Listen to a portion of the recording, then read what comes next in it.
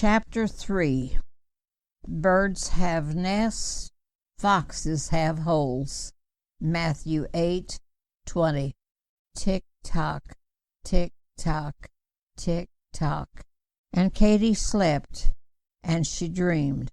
So it was in the latter part of August and early September in 1935, in this rambling house where Alan and Katy prayed for a brighter future. They thanked God for the acreage for raising cattle, and for Mr. McMahon, who had given them the opportunity, and they thanked God for the roof over their heads of 5 shearbones. They thanked Him for the attached dirt floor room for storing meat, and for the barn, and for the barrels for water. Coming to their aid was John, Alan's brother, ready to move them as they started the cattle-raising business there on the Fox-Stanweb place. First, John found a spring a little to the north of the house. He dug it out and walled it up quite well, and although the water was clear, good-tasting, and plentiful, it was not within running for a bucket of water distance. But Alan and Katy thanked God for water, any water. To transport the spring water, one of the 2 brood mares, either the big one called Bird or the small one called Dolly, could be hitched to a wooden sled. On the wooden sled there'd be an empty 50-gallon water barrel. The mare'd be driven to the spring, water'd be dipped out of the spring in a bucket and dumped into the barrel. When the barrel was full, the mare'd skid the sled with its barrel of water to the house. All water could be hauled for drinking, cooking, washing dishes, watering chickens, and taking baths. And when the barrel would become dry, well, Bird or Dolly would be harnessed up again. There was one unsolved problem that bothered Katy, and that problem was a rotten sill which would allow the already weakened kitchen floor to sink down and leave an open space. Katy thought about the low place in the floor and wondered if it'd fall right on through to the ground. She feared that mice, rats, or a snake might find a hole and crawl in, and she worried about what she'd do if she'd find a snake in one of those no-telling-where places when Alan wasn't at home to kill it. Very proudly, at the end of the 1800s, this same kitchen and the rest of this house had been home for 14 Webbs, one being Alan's mother, Lulie Aran Webb, born December 17, 1885, the 7th in line of the 12 Webb children born to Alan McDaniel Fox-Stanweb and Martha Caroline Grace Webb.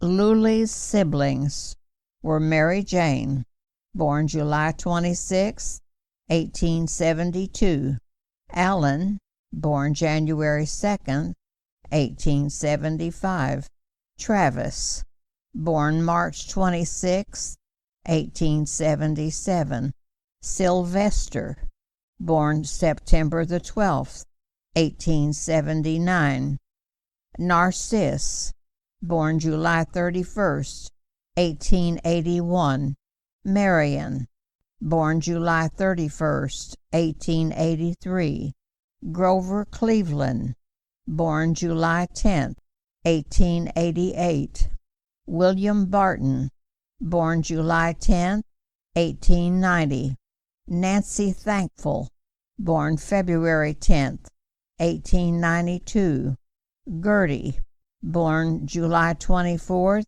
1894, Mac, Alan Mack, born April 18, 1899. Lulie knew her world in Tunnel Hill, Illinois, there in Christmas Tree Country. She was well acquainted with the lay of the 1,500 acres of land, with its cedars, hills, and valleys. She worked alongside her family in daily chores and handling the many cattle on the Foxton Webb place. But Luly's world was altered by Albert William Schierbaum, a German immigrant's son.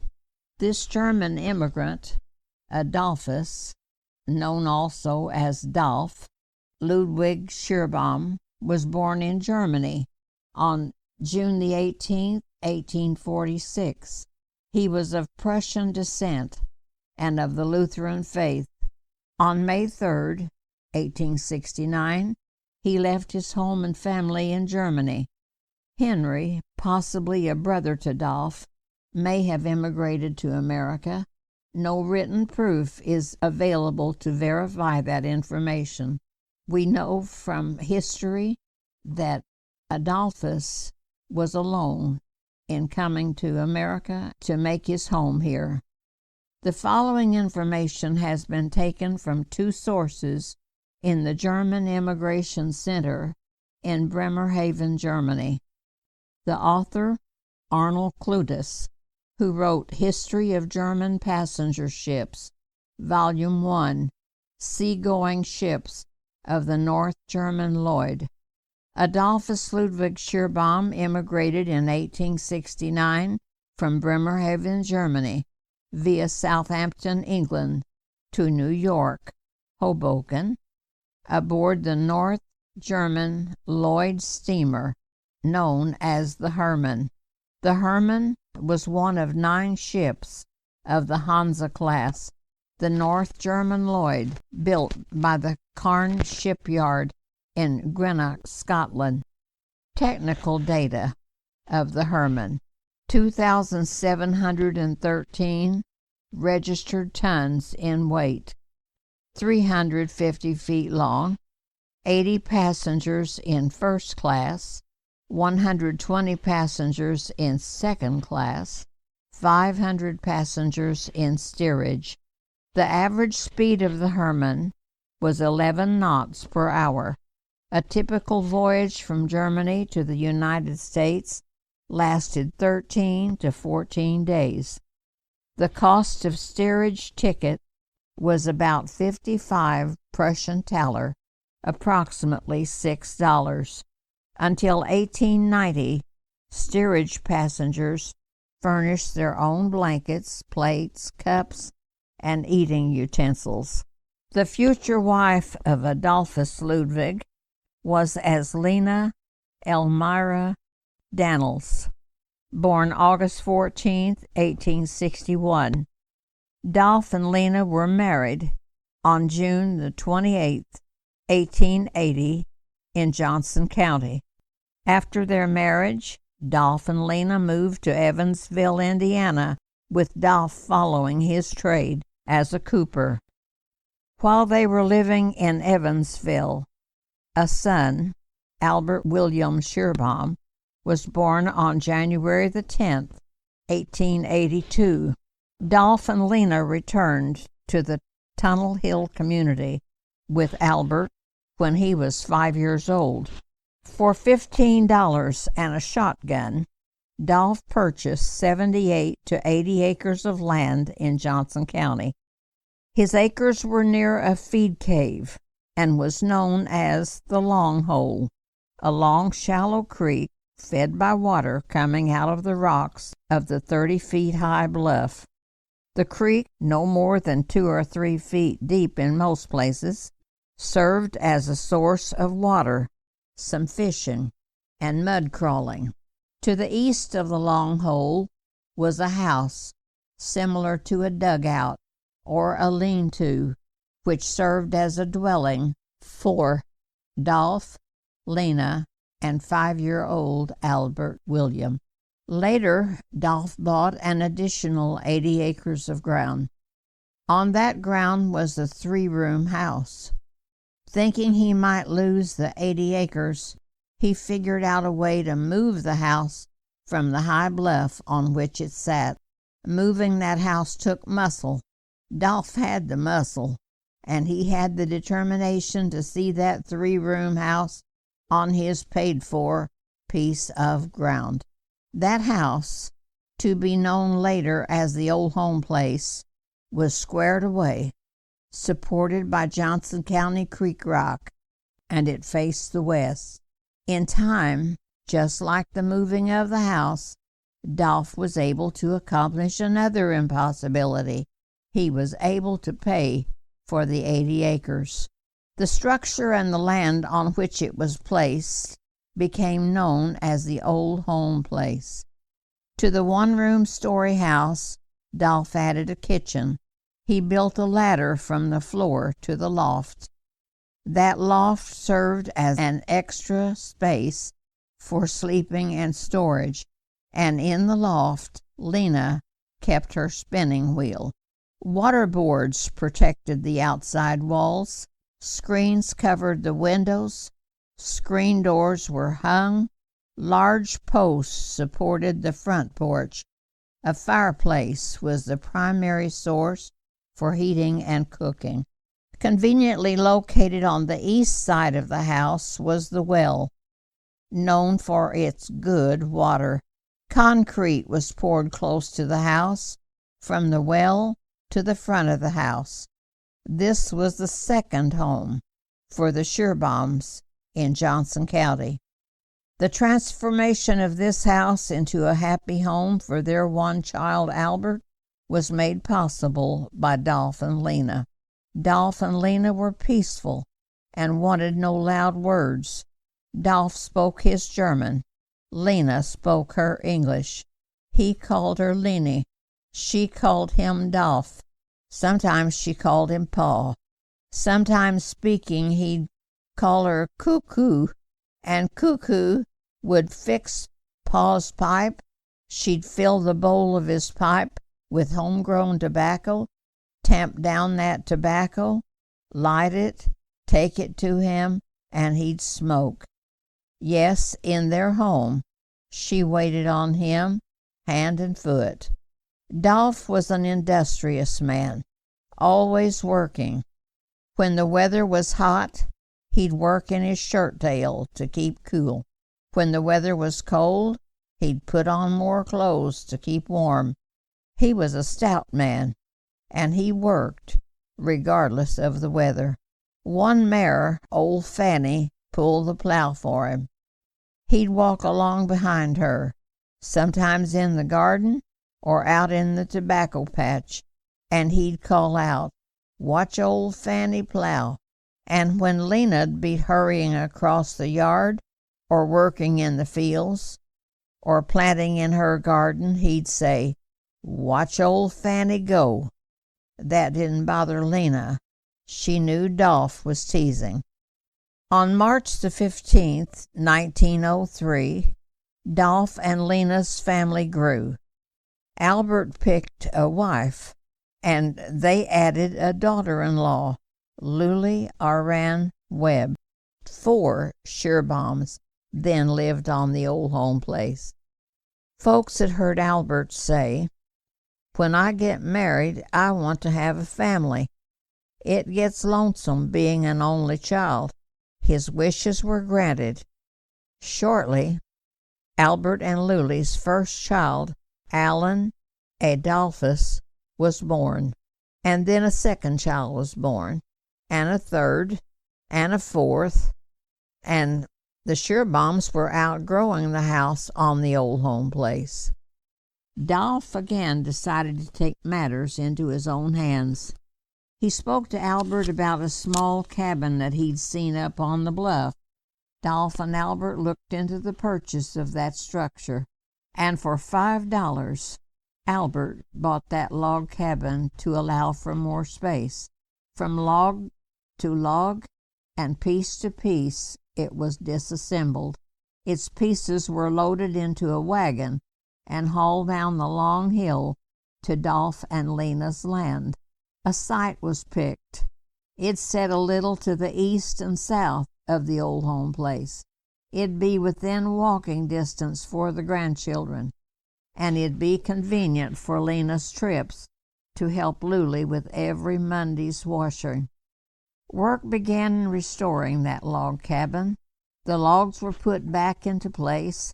The chinks were filled with cement, and the cracks were chinked with cement, and the wood floors were finished. And with the cabin reassembled, a front porch, which faced the north, was added. Dolph built a fireplace for heating and some of Lena's cooking. The fireplace was complete with a mantel, similar to the one in the old home place, and on the mantel Lena kept hop for her bread making.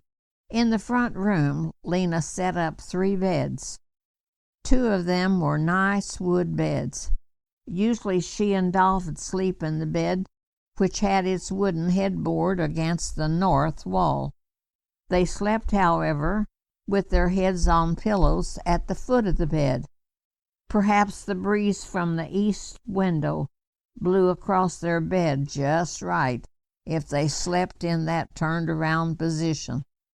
A few feet across the room from them was a bed for Mary and Minnie.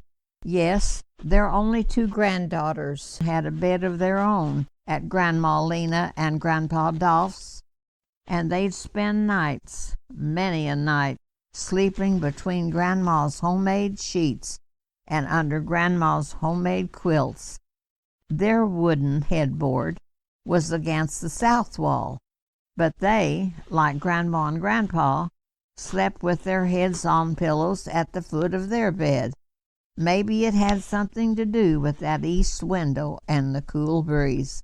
The 3rd bed was on the west side, across the room from the girls' bed. That bed, a 3/4 iron bedstead, Grandma called a just-in-case bed. Grandma didn't know how many she'd be trying to put up for the night, and she wanted to have an extra bed, just in case any of the grandsons wanted to stay overnight. Also in the front room, in front of the north window, sat the library table. Grandpa had applied his skills in carpentry and designed the table to allow for a drawer to slide in and out. In that drawer he kept his reading glasses and his small things. Being a studious German-born, transplanted in America survivor, he applied his polished German with his broken English and kept abreast with what was going on in Johnson County and in the world around him. He liked to sit and read the newspaper in his rocking chair, there at his library table. South of the front room was the kitchen, and in the middle of the floor sat the large eating table that Grandpa had built. On it, between meals, Grandma placed her clean, everyday dishes, covered over with a clean tablecloth. On the north side was her dark varnished pie safe with glass doors. That was a beautiful safe. In it she kept her best and prettiest dishes. On the south side was another pie safe with doors with tins and holes in the tin. Grandma did a lot of cooking in her kitchen. Her eating table was spread with food for any of her hungry grandchildren. They were as much at home at Grandma's kitchen in the log cabin as they were in their own kitchen at the old home place. At the eating table, the grandchildren could sit just wherever, but Grandpa always sat at the north end of the table. Yes, Grandma cooked a lot of food, one being her delicious potato soup. That food source was a staple in the home and served as an everyday food supply. Dolph loved potatoes too, and one grandchild really loved Grandma's potato soup, and that was Minnie. And Grandpa and Grandma depended upon Minnie and Mary to help food on the table. The 2 girls gathered the eggs from under the back part of the log cabin.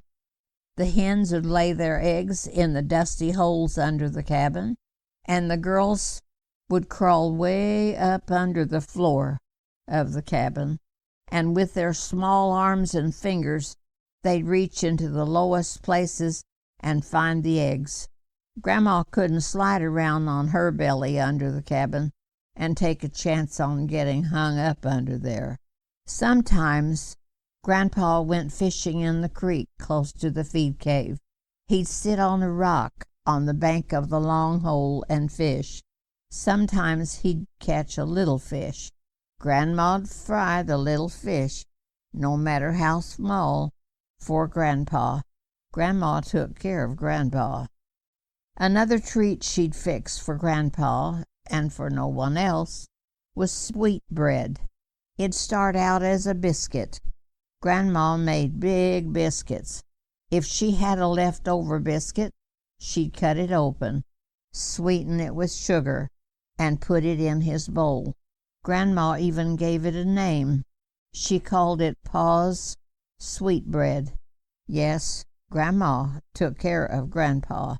And she'd also take care of her grandsons, like Alan, or John, or Bill, or Frank, and little Philip. How she loved little Philip. But she didn't love him any more than the rest, though. And right after Philip, Dan was born. And then Robert was born. And Grandma thought Robert was one precious grandchild.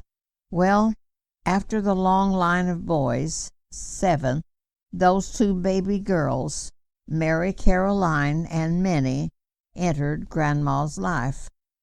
Now, Grandma hadn't ever had any girls of her own. She'd not had the joy of teaching a granddaughter to play with dolls. Well, when Mary and Minnie came along, Grandma passed along her girly tricks to the 2 of them. And there on the old home place, Lulie carried her last baby, Roscoe Wesley, in her arms. With much to accomplish during the day, Lulie'd probably welcome the help that Lena gave her with Mary and Minnie.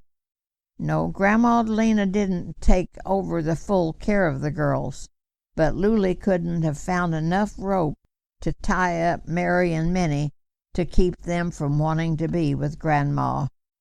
Her good sweet ways enticed them to keep a beaten path between the old home place and the log cabin. They knew Grandma's door was always open for them. Often they'd go to the log cabin to play dolls with Grandma. She'd showed them how to make dolls. Grandma knew every doll needed a bed, and she taught the girls to make doll beds.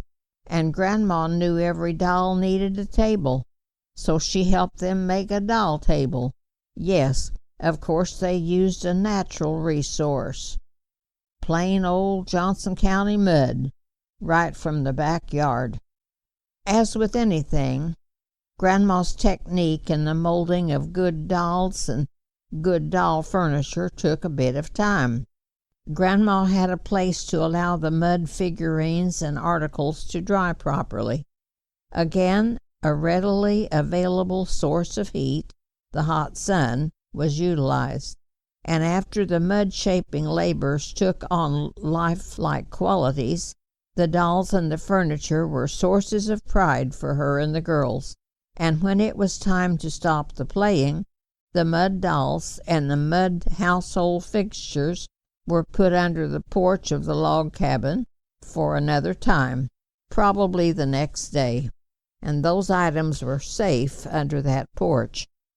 And yes, to Grandma, Mary and Minnie were the finest. They became her shadows. They followed her everywhere she went.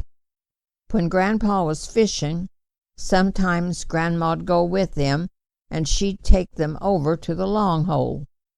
With Grandma's help, the girls learned how to fish without a hook. She showed them how to make their fishing lines jump up and down in the water. Sometimes they'd catch a fish, and sometimes they didn't. And if they decided to stop fishing, the girls would do a little bit of mud crawling, and that didn't bother Grandma. A little dab of Johnson County mud didn't rattle Grandma's nerves. The long hole was used for more than fishing and mud crawling. John McHugh's cattle drank there, and when water was scarce on the Carson place, Water would be hauled from there to the Carson place. And close to the Long Hole was a cave, a meeting place which was known as Gambler's Cave. The ones who'd like to gamble a little bit would gather there on the weekends. On the flat rocks around the holes, they'd shoot craps and roll dice. They didn't plan to lose their shirts, and betting was, for the most part, kept to losing only dimes and nickels. But a story was told of one man who lost more than a few dimes and nickels. Folks said that one day the man came to the cave riding a horse. Well, after the game of craps, the man left on foot with only the clothes on his back. Now, Grandma didn't use the cave for gambling, but quite often Grandma'd go out looking for wild greens. She'd take Mary and Minnie with her, and they'd walk over to the Long Hole, and ferns and greens were usually growing there because the ground stayed warm enough for a snake to be seen crawling around at Christmas time. The cave faced the southeast, and that allowed the sun to hit it just right and keep it warm. 2, the soil was rich because livestock had been fed in the stalls in the feed cave. Yes, Grandma knew where to go to find greens. Together, Grandma and the girls would find enough wild greens to make a good mess. Grandma could have bought seeds and tended the plants and picked greens right out of her garden. Some folks wondered why she didn't save herself a lot of hunting around for greens and do that. Well, she wanted to hunt wild greens. Grandma'd find them, carry them to the cabin, look them for bugs and worms and such. She was a fast worker, and she moved quickly. In no time, her wild greens were washed, cooked down, and ready for the table. 2, Grandma visited all of the walnut trees that grew around the log cabin. A lot of walnut trees grew around the log cabin, and she'd pick up walnuts. That was a part of her plan. Having gathered a few bushel baskets full, she and grandson John hitched up the horse to the wagon one day, loaded the walnuts, and headed to the tunnel. Grandma sold every walnut in that wagon. She thought about what good she could do with the money she'd made. John was the one who got a new something that he'd be proud of, a small switch for switching a horse. John liked horses, and Grandma loved John. Grandma didn't spend all of her time picking up walnuts or fishing at the Long Hole or hunting for greens at the cave. No, she attempted to sew, but the treadling of the machine was heard less and less. Her eyesight failed. She couldn't see well enough to sew on the machine, and when she did get lucky and hit the eye of her machine needle with the thread, her sewing was just not up to her satisfaction. So, in her kitchen, in front of a south window, sitting idle most of the time, was Grandma's sewing machine. She'd pass by her machine and think of the work that she'd done on it. In her younger years, she sewed wedding dresses, maybe as many as 7 or 8. 2, she'd sewed together scraps of cloth and made many quilt tops, but that was in days gone by. Also there in her kitchen on the south side was a wash bench built by Grandpa. That was where the grandchildren would wash their hands in the washpan. Another necessity on the wash bench was the water bucket, kept away from splashing water on the far end of that bench. The grandchildren and Dolph would dip the gourd dipper into the water bucket when they were thirsty. The dipper had to be scoured by Grandma, and every now and then, and pretty often, and kept clean, just for Dolph and the kids. Yes, Grandpa knew Pa wanted to drink out of a clean dipper. From the front porch to the cistern, Dolph built a 10 to 12 feet long, off-the-ground walkway. In the cistern he kept 2 8-inch catfish, which stayed close to the bottom, eating bugs and wiggletails and keeping the water crystal clear and clean.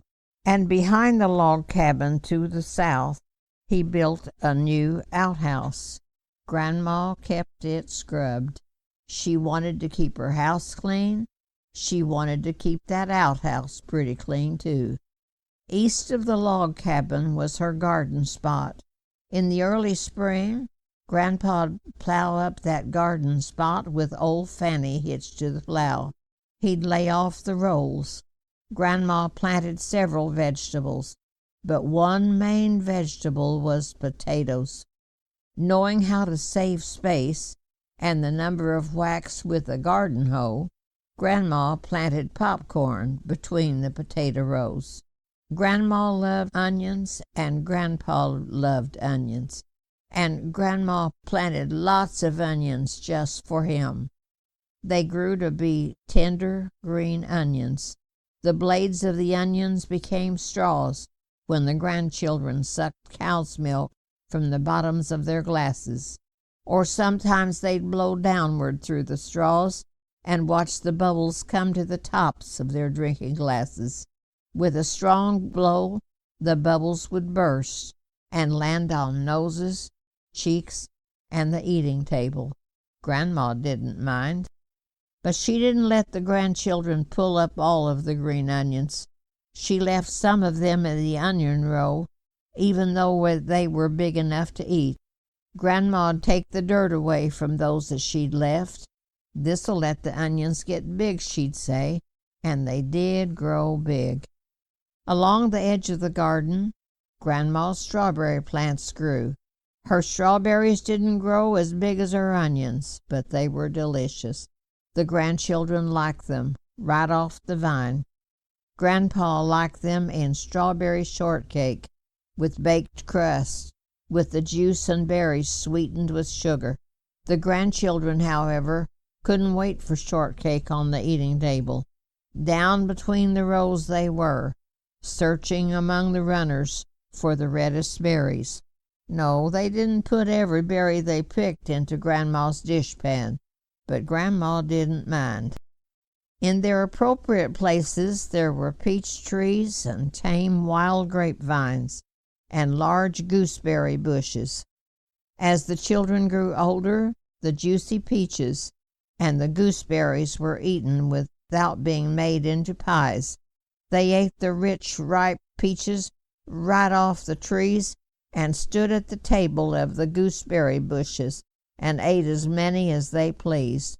Grandpa didn't mind. Grandma loved her grandchildren. Knowing how to appreciate the simple things of life, Grandma knew how to stop and smell the roses. Close to the log cabin she had an archway on which she had roses and vines. Throughout the summer months, the colorful hummingbirds hovered near the bright flowers, and with their long, slender bills, they sipped nectar from the many blooms. The narrow wings of the hummingbirds beat rapidly. They would stay in one place and move up and down and sideways, and Grandma's archway became a haven for them. And also, near the log cabin were honeysuckles with showy flowers. They, too, were full of nectar.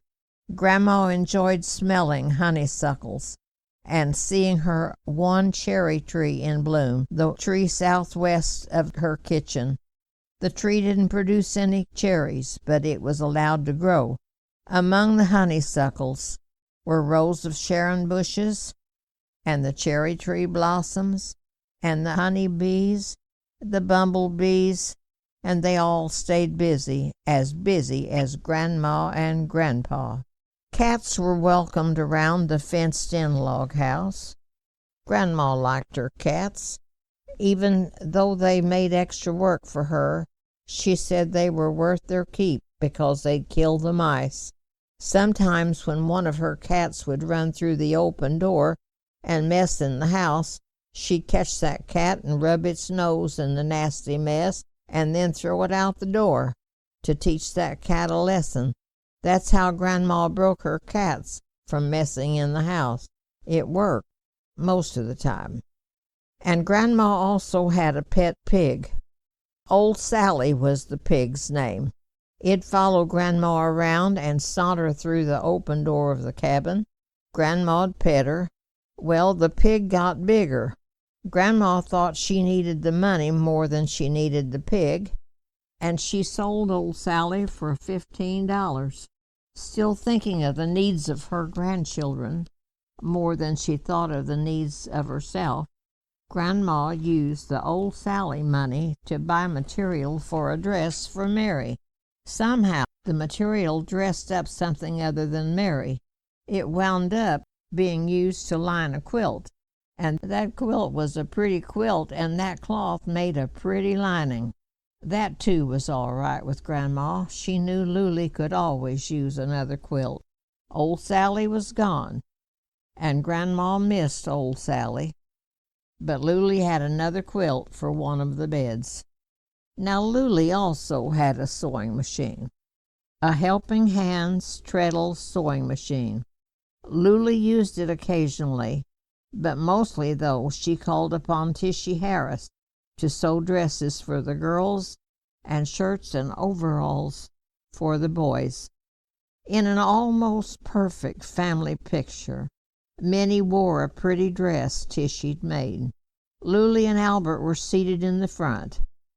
With their children gathered around, they were photographed on the east end of the old home place, with Minnie, Mary, John, Bill, Frank, Dan, Albert, and Lulie with Roscoe on her lap. The picture would have been perfect with Minnie in her just finished wine-colored velvet dress. However, one of Lulie and Albert's children was missing, one of the 8 living children. Alan was not in the lineup. Explaining the reason for his not being in the picture, Lulie said, "Well, Alan's eyes always wanted to cross. Not too bad, but they did want to cross, and he just never did like to have his picture taken." Yes, Lulie wished that Alan would have been standing in the picture there by his brothers, and she wished Philip and Robert could have been standing there. That problem of Alan's, not being able to see very well, was one that Grandma understood. For years, folks knew her as Blind Grandma. She didn't mind. She just did the best she could, taking pride in keeping house and such. And sometimes she'd miss a spot or two, but she'd tell herself that she'd get it on the next go-around. Besides her grandchildrening, her cleaning, cooking, and gardening, Grandma spent a lot of time in Dolph's cooper shop. Across the road from the log cabin, he'd built a large, fine shop. In it he had tools of all kinds, and she'd been there with him when he was working with those tools. In the shop, Dolph made barrel staves. She worked right beside him. She said she'd made hundreds of barrel staves, so many the figure was far above a couple hundred. The grandchildren were allowed to come inside the shop and look. But one thing Grandpa didn't allow in his shop was the fiddling around with his tools. No, they didn't touch Grandpa's tools. Around the cooper shop and up on the hillside were cedars in which the chickens roosted, trying to stay away from foxes and hawks. Grandma made scarecrows, the scariest ones possible, to frighten away those hawks. If those chickens would have been smart, they would have stayed in the chicken house. But no, they chose to roost in the Christmas trees. And Grandma didn't mind. She said their staying in those trees was a good thing. The chickens didn't have quite so many lice when they roosted in the trees. With the passing of time, no more children would be born to Albert and Lulie. Grandpa and Grandma could stop counting. Either one of them could hold up their fingers on their 2 hands and count the number of grandchildren who'd already come into their lives. Alan Adolphus, born December 22, 1903. John Henry, born December 25, 1905. Albert William, born February 27, 1908. Frank, born January 17, 1910.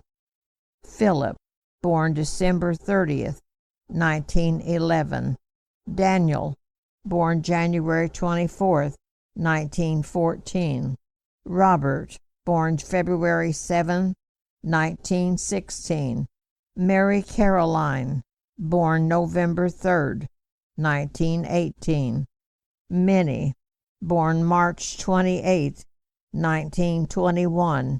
And Roscoe Wesley, born June 15, 1924.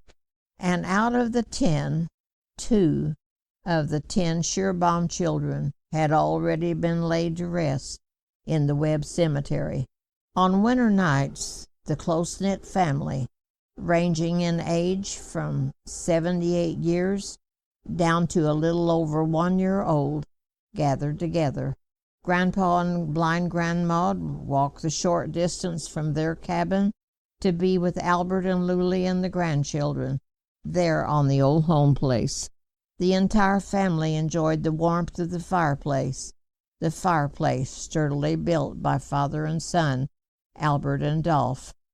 With their skills in masonry and carpentry, they installed a strong rod which extended from side to side for hanging kettles.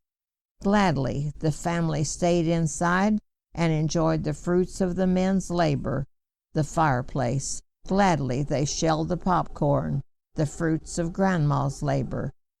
In a wire basket popcorn popper, held over the hot fire in the fireplace, the kernels exploded. Some kernels caught on fire, and someone blew out the flames. Memories were being made, and memories would no longer be made.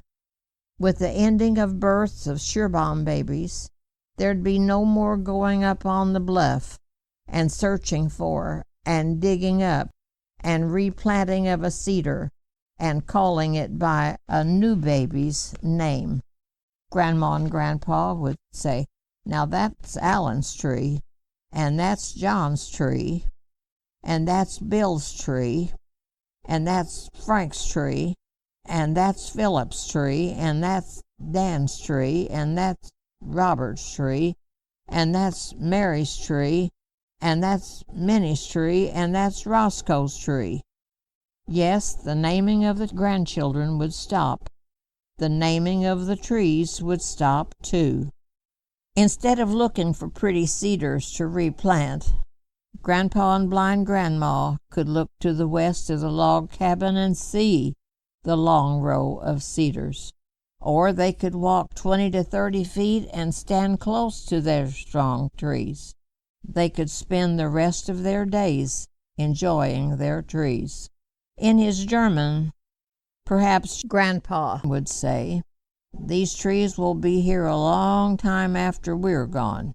And in her English, blind Grandma may have repeated what Grandpa said, "Pa, these trees will be here a long time after we're gone." Then, right out of the clear blue sky, Lulie decided she and Albert ought to leave the old home place and move a short distance over to what was known as the Carson place. Lulie wanted to live out on the main road, the road going from Vienna up to Marion. "We'd be out on the road, Albert, and we'd have our own mailbox, and we'd have a mail carrier." And she went on to say, "Albert, we'd be better off if we moved. Albert, on the first bad day, we're going to move." There was no need for Albert to get all riled up when he heard that. Lulie'd said it, and on the first bad rainy day, Albert's wagon was loaded with furniture, the team was hitched up, and Albert was moving. On the moving day, Albert and Lulie left behind the old home place with its screened doors, screened windows, the front porch with its posts, the fireplace, the good water, the garden spot, the barn, the hen house, the blacksmith shop. Now in his shop Albert had a forge, a blower turned by a crank, a good anvil, a vise, and blacksmith's tools. He could move those things. Albert planned to do what it would take to keep Lulie happy, and he was moving. No, and Albert didn't look back. On the wagon seat, Lulie sat beside Albert. Roscoe the baby was on her lap. On the floor of the wagon bed, sitting under the eating table covered with the oilcloth, were Albert and Lulie's only daughters. Mary, a little over 6 years old, and Minnie, close to 4 years old, were having a sisterly argument. "I'm as old as you are, Mary." And "No, I'm older than you are, Minnie." And "No, you're not." And "Yes, I am, too." Minnie dismissed the argument, believing she was older than Mary. Minnie returned to playing with her basket, one about 10 inches long. She looked at all of her pretty toys and things. Along the way, as they were going up the hill, she looked over the sides of the wagon boards and studied the ground where Dolph had been working, clearing new ground. She took notice of the holes in the ground, deep holes that Grandpa had made. You see, when Grandpa cleared new ground, he didn't just cut down the trees and other growth and leave the stumps. No, Grandpa'd cut down the trees, and then he'd dig up their roots. And where trees stood, holes marked the places where they'd once grown. The mules and horses wouldn't have to plow around any stumps on any new ground that Grandpa had cleared. On and on she and Mary bounced along, going up the hill to the west, sitting under the eating table. A light misty rain came down, but as long as they stayed way up under that eating table, the rain dripped off that oilcloth, and they stayed good and dry. So Albert and Lulie made their second home on the Carson place. A few things were necessary, one being putting in a new front door, which Albert painted white. Albert did his best to keep the house in good shape. He wanted to keep Lulie happy. Another thing to keep Lulie happy was seeing that Schierbaum cradle was on its last round of rocking. Roscoe was it. Lulie had said so. The children helped with their baby brother Roscoe. For some reason Roscoe cried and cried. They'd put him into the cradle and rock him. They'd take him out of the cradle and hold him. They'd put him back in the cradle and rock him some more. One day, Robert was assigned the task of rocking Roscoe's cradle. Robert, who was about 8 years old, turned to his sister Mary, who was about 6 years old, and said, "Mary, I'll give you 2 pennies if you'll rock this cradle." In the end, Mary got the 2 pennies. So the Schierbaum children grew, and in time, Minnie was as tall as Mary. Minnie could have picked up the old argument again and told Mary, "I'm as old as you are, Mary." At least she was as tall as Mary. The 2 girls looked alike, enough to be twins. Even their mailman, Clyde Simmons, thought they had the same faces. He called them Mary Minnie. At the Webb School, the teacher had difficulty in telling which was Mary and which was Minnie. Lulie'd often say to Minnie, "You look just like Albert's mother." Minnie didn't know about that. She figured she must have looked like Mary because of what Mr. Simmons told her, but he hadn't ever told her she looked like Grandma. With her dark hair and brown eyes, Minnie looked more like the Schierbaums. Mary, with dark hair, somewhat blonde, looked like the Webbs. She favored her mother, but Mary, too, had brown eyes like Poppy. After considering what Mommy'd said and what the mailman said, Minnie was a bit confused. Now, what Minnie did know was that Grandma was a short, dark-haired, pretty woman. She felt Grandma's goodness toward her and Mary. Minnie saw Grandma's kindness, and that kindness was toward anyone she met. She heard Grandma's soft-spoken voice. She'd seen how good Grandma was to Grandpa. She liked to spend time with Grandma, and she was sure Grandma liked to spend time with her and with Mary and the long line of Schierbaum children.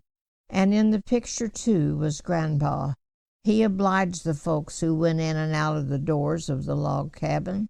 Frequently visiting were the teenage children of John and Myrtle McHugh, Raymond, Deli, and Paul.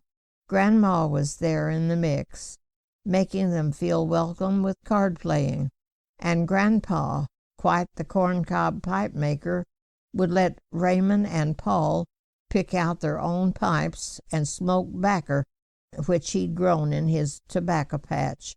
Homegrown teenagers, homegrown entertainment, homegrown backer, homegrown corn cobs for homemade corncob pipes, homegrown in Christmas Tree Country. Other folks lived in Christmas Tree Country, a good number of folks, but the names that would eventually be connected with the Schierbaum name were McHugh, Brooks, and Brown. The first name to be intermingled with the Schierbaums was the name of Deli McHugh, who married John Henry. Then Allen married into the Brooks family, and Dan married Gertie Brown, and Frank married Mary Brooks, and she was Katie's sister. And after Mary married Frank, she was also Allen's sister-in-law.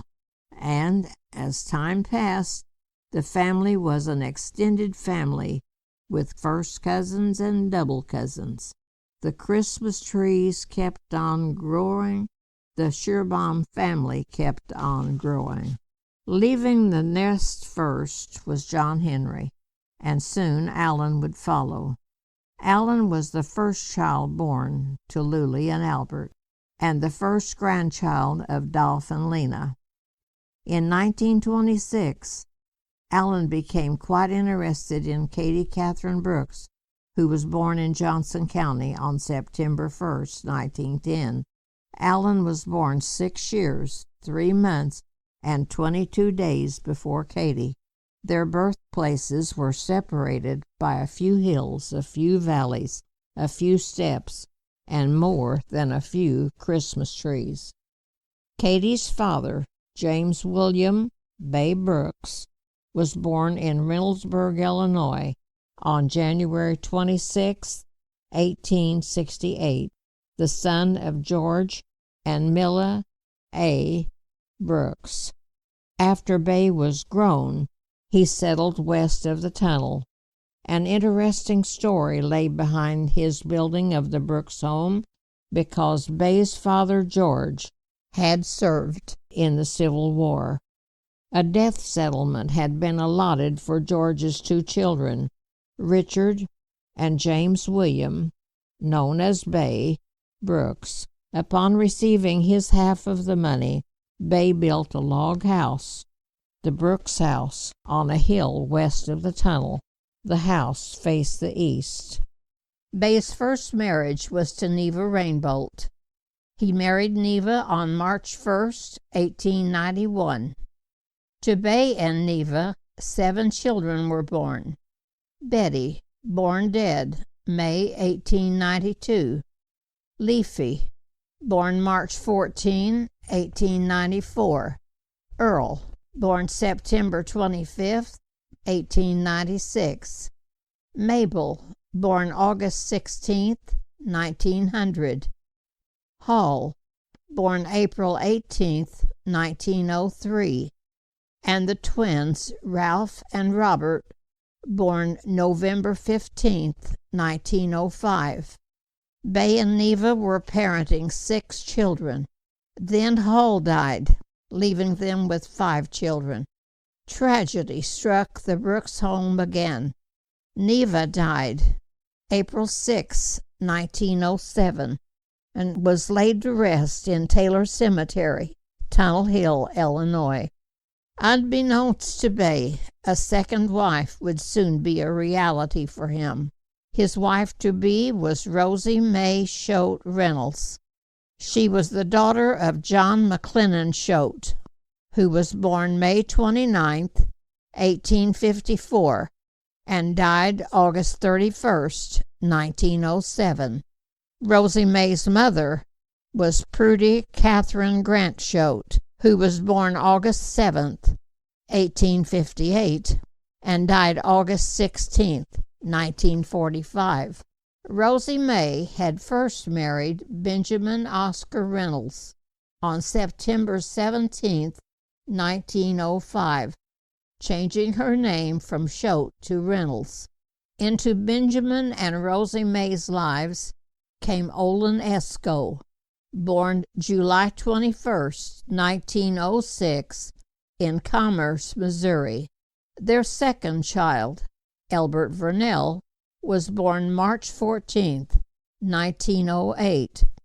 Elbert died in 1908 and was laid to rest in Taylor Cemetery, Tunnel Hill, Illinois. Tragedy struck again in Rosie May's life. Benjamin Oscar died June the 4th, 1908, and was buried in Taylor Cemetery, Tunnel Hill, Illinois. A widow at the age of 24, Rosie May was left to raise Olin Esco. Futures would be altered by circumstances. The graves of Neva and Benjamin Oscar were in the same row in the Taylor Cemetery and separated by one grave. In that grave lay baby Elbert Vernell. Some folks said that Rosie May and Bay met each other while visiting the graves. On November 17th, 1909, Bay and Rosie May Choate Reynolds were married in Johnson County. Bay already had a good house in which they could live. It was sitting on the hill there just west of the tunnel, and it was the house that he'd built for Neva.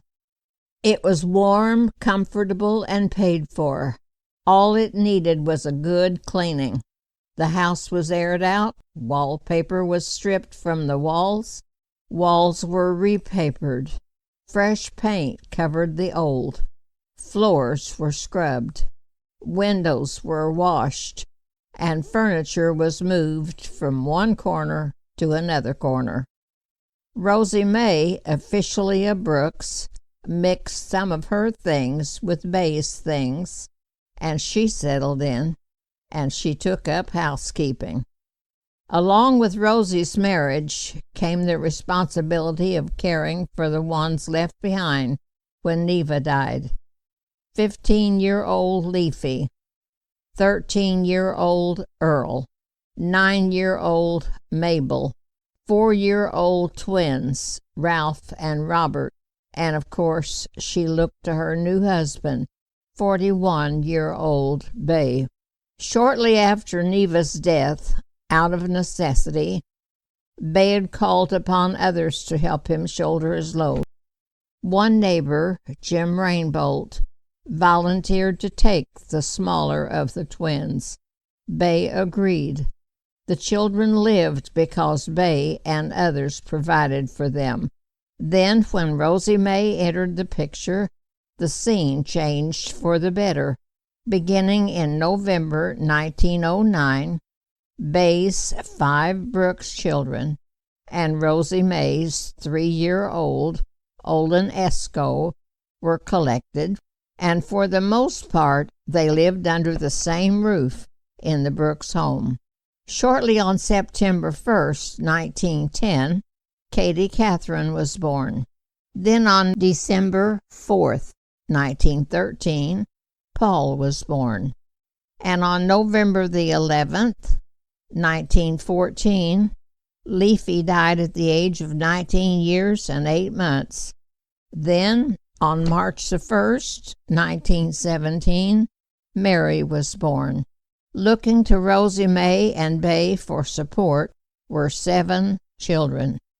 Because his mother, Milla A., Millie Brooks, was sick and elderly, Bay and Rosie May took her into the home there on the Brooks place.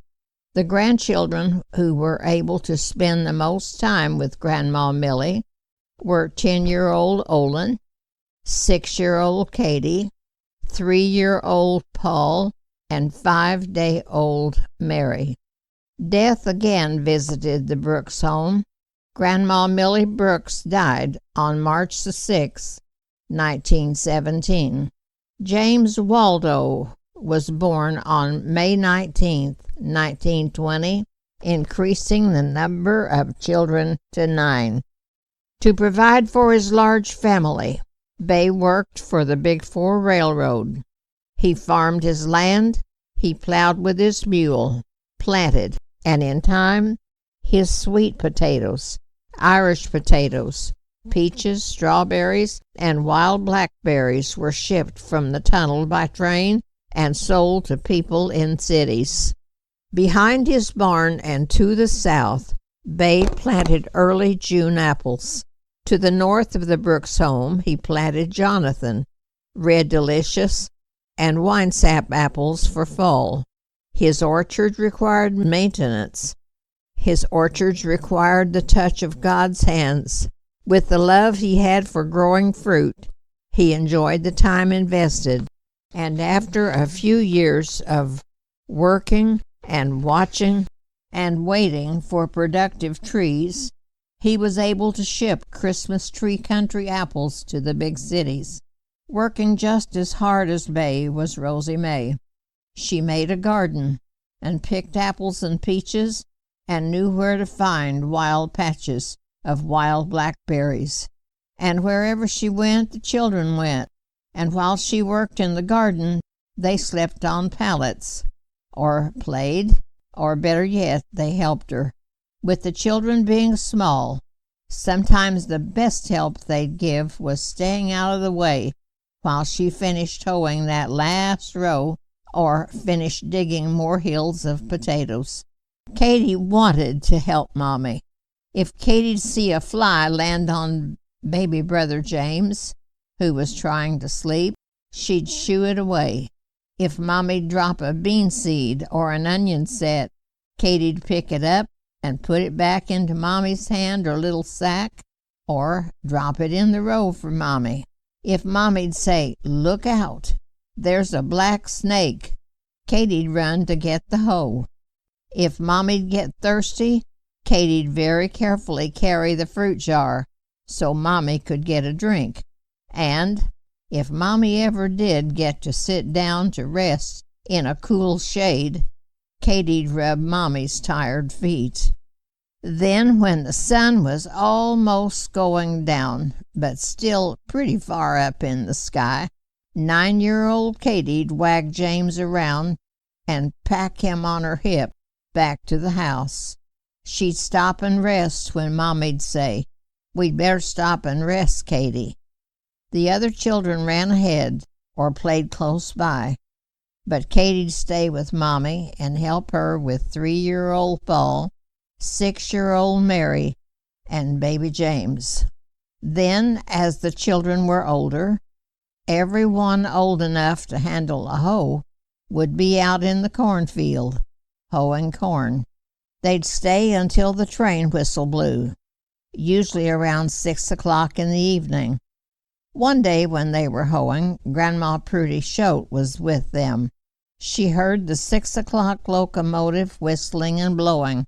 It was on the Big Four Railroad, going up to the tunnel. She asked what that was, and when she was told that it was a train blowing its whistle, she said, "Well, that's a new wrinkle on my horn. Yes, that's a new wrinkle on my horn." Of course, the labor didn't end just because the season ended for growing for Rosie May. She canned fruit and vegetables, made jellies, sweet treats, and with Bay's help, she put away a winter's supply of sweet potatoes and Irish potatoes and apples. With the coming of fall, she'd begin counting her quilts and mending the torn places and thinking about the quilt pieces and the sewing that she'd try to get done in between times. Then, when the cold winter months would set in and the shelves in the cellar were lined with full fruit jars in danger of freezing just a little bit, Rosie May'd try to keep the cellar just a little bit warm. When the temperatures dropped way down there, Rosie May had a plan. On any cold day, the heating stove and cook stove had to be cleaned out. Sooty coals and ashes would be scooped into buckets. The buckets would be carried out, and the coals and ashes would be spread on the hill, that is, the lane up to the Brooks house. However, on a really cold day, and during a bad cold spell, the stove's hot ashes and coals would be taken to the cellar first. The bucket, with its hot refuse, gave off some heat, enough to ease some of Rosie May's worry about the fruit jars freezing solid. And the fruit cellar, with all of its sweet potatoes and Irish potatoes and bunches of onions, needed a little dab of heat too. Rosie May'd carry hot ashes and live coals to that cellar too. She knew her sweet potatoes were hard to keep when the temperatures dropped too low. For the first few years after Bay and Rosie May were married, Bay would dig a hole in the ground and lay straw for apples, cabbage, and turnips. He'd lay more straw over them. Then he'd throw dirt over the straw. This is what the folks would call hilling up, and it was a way to preserve the winter supply for the winter months. As needed, the dirt would be pulled away, the needed food would be carried to the Brooks home, and the dirt would be put back in place to preserve the winter's supply for the family. Then, after a few years passed, Bay built a small underground house with a door. It sat on the south side of the Brooks home in the garden. That house the Brookses called their apple house. Bay lined it with straw, the floor of it, on which he laid the apples and other produce too. During the heart of winter, Rosie May'd light the lantern, go out the back door, and rush down to the apple house, especially for James. She'd made many a trip for him. She'd open the door and go inside and take as many of the red apples as she wanted, but she'd pick out the mushiest one for James. She'd wash that apple and peel it, just for him. James was the baby. For a period of time on the Brooks place, there was no cistern. There was no well water. There were a few barrels here and there for catching rainwater, and that water was used for watering chickens, the milk cows, the mules, and for washing off mud. The family's water supply came primarily from two branches which ran fairly close to the house. One was on the east, in front of the house, and the other was on the west, behind the house. The branch the family used most was down the lane and across the road in front of the Brooks home. Rosie May'd walk to the branch, and on her return trips, she'd carry 2 buckets of water for drinking, cooking, and bathing. On wash days, she'd carry water for the wash tub and rinse tub. Sometimes she'd set up her washboard and wash the clothes there at the branch. Washing the clothes was only part of the work. There was also the drying of the clothes. Tick-tock, tick-tock, tick-tock. In her sleep, Katie mumbled, "Mommy, poor old Mommy. She had a hard time. Tick-tock, tick-tock, tick-tock." Later, Bay dug a cistern north of the house, a good 12 feet away from the front door. He lined it with rock. He finished it off with a board cover on hinges, and hanging next to the cistern was a stout rope wound around a hook. That rope was tied to a water bucket for drawing water. Bay needed a water supply for the cistern. He hung a new gutter along the front of the Brooks home. Being a carpenter, he knew how to make the gutter drop just right. He attached a new downspout to that gutter. Any rain that fell would run off the roof and fall into the gutter and follow the downspout to the mouth of the cistern. The downspout would be laid to one side between rainy spells. Before any rainwater fell off the not-too-clean roof, with its dust or insects or bird droppings, Bay'd allow time for the rain to wash off whatever landed on the roof. If the rain was a good, hard rain and continued for a spell, he'd go outside, lift up the downspout, and let the water run right on into the cistern. The Bay Brook cistern stayed full of water. That convenience saved countless numbers of trips down to those two branches.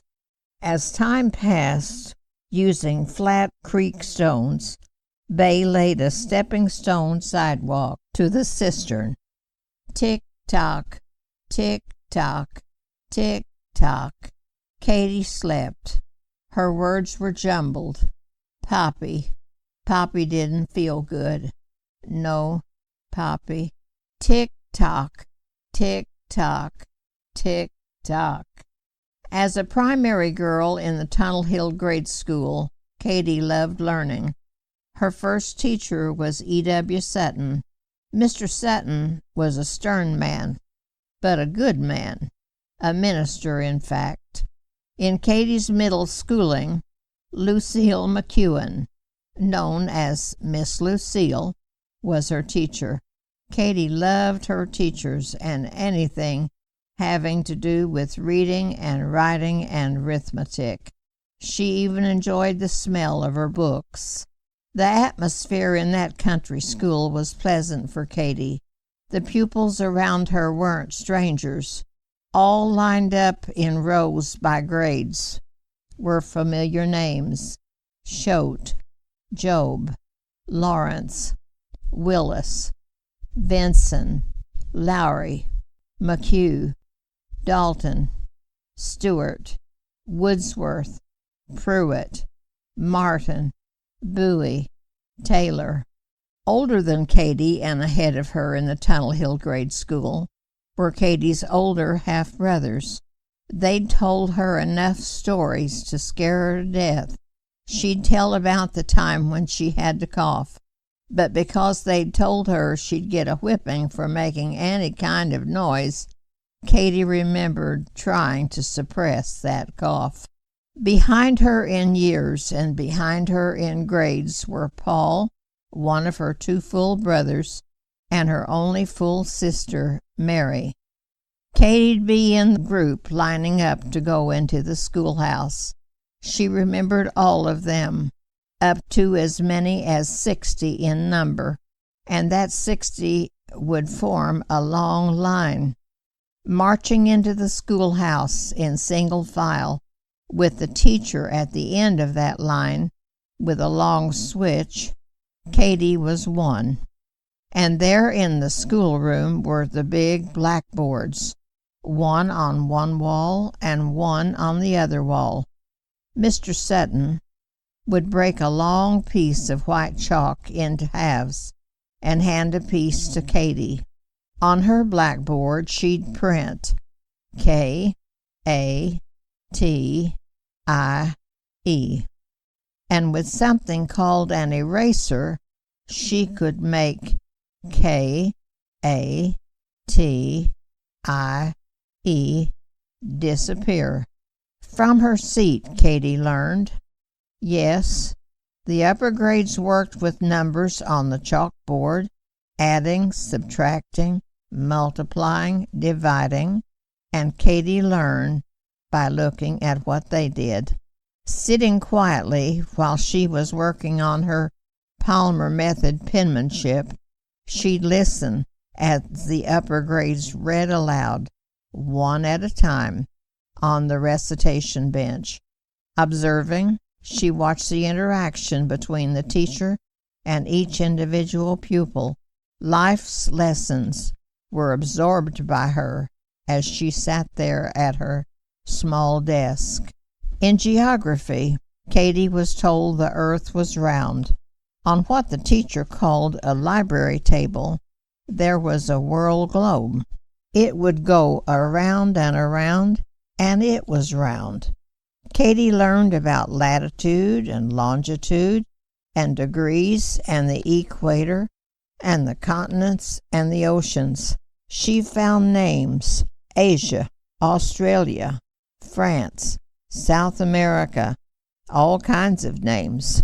The map on the wall showed her the whole world, all laid out and flat and plain to see. Katie could see how the land and ocean separated. She learned the world had a South America and a North America. Also on that wall was another big map, a map showing the United States of America. The teacher told her that Illinois was her home state. Katie found Illinois. It was outlined in black. She saw the long word Springfield printed in black letters. She saw the round black dot by the big word Springfield. Katie didn't know why Springfield was planted in black letters. She just wondered about the dot. Then, with her finger, she traced to the top of her state of Illinois. Her finger landed on Chicago. There was no black dot by that city's name. She looked all over the map for more cities with black dots. She looked again at Springfield. She traced all the way down to the bottom of her state. She looked for Tunnel Hill. There Tunnel Hill was, printed in small letters. She wondered why it wasn't printed in big letters like Chicago, or in big black letters like Springfield. Then she looked for Webtown. There was no Webtown on that map. But after she listened to Miss Lucille and read her geography book, she learned all about state capitals and towns and villages and the no-naming of places like Webtown. At the end of the school year, she received her report card and she was promoted. Tick-tock, tick-tock, tick-tock. When the childhood summers were ending and the new school year was drawing near, her life was filled with a lot of excitement. She could hardly wait to hold her big 5 tablet, thick with all of its lined sheets, which she'd use sparingly. On the red cover of the tablet was a black silhouette of an Indian chief wearing his feathered war bonnet. The Indian chief interested her. Katie'd look at that Indian chief and think about what she'd heard. She'd been told that some people believed that her papi was part Indian. Tick-tock, tick-tock, tick-tock. Papi, I don't know. Part Indian, she muttered, talking in her sleep. Tick-tock, tick-tock, tick-tock. When another school year took up in September, off to school she'd go, delighted with having a pair of like-new shoes that Papi'd fixed on his shoe lasts. She'd be wearing a new dress that Mommy'd made. She'd walk to school carrying her dinner bucket, the new tablet, and a new pencil, one sharpened by Papi and his pocket knife. Between the Brooks home and the school, a branch flowed from the north to the south. On days after a hard rain or when the water was high, she could count on seeing Papi there at the branch after school let out. Yes, Katie knew Papi'd be watching for her. He'd be on the horse, ready to carry her and others across the moving water. Papi, living with only one lung, knew what it could mean if Katie'd catch even the slightest cold. He'd suffer when he'd have a cold. Pneumonia could set in easily for Poppy, and he didn't want to see pneumonia setting in on Katy. Even more frightening to him was thinking about her being out in the middle of the branch and wading through swift waters. That branch got full quickly after a rain. He knew the water could sweep her right off down the branch, and she was just a little girl. No, Katy didn't have to wade through the cold, high waters, and she didn't have to take the risk of falling down. But Poppy couldn't always be everywhere with her to keep her from falling down, and one of her first experiences as a schoolgirl was embarrassing, one she'd never forget. The teacher had asked all of the pupils to walk around the room in a circle. At one place, the floor was worn, the boards were smooth, and from Katy's perspective, that floor was slick. She was fearful, thinking, I hope I don't get up there and fall down when I walk across that slick spot. Poor Katy was in for a time. When she came to that dreaded spot, her feet slipped out from under her, and down she went. As the years passed, she had both good and bad experiences, mostly good, because she lived in a happy home with Mommy and Poppy and Olin and Paul and Mary and James, and enjoyed the frequent visits of Earl and Mabel and Bob and Ralph. Her knowledge of the outside world was limited to her teachers, the neighbors, and the families of Vernie Whitehead, Peter McMahon, Walter Vincent, Frank Vinson, John McHugh, Johnny Hill, Herb Gallion, Clyde Simmons, and folks living on the dirt road which passed in front of the Brooks home. One noteworthy occurrence in Katy's life happened when she was about 14.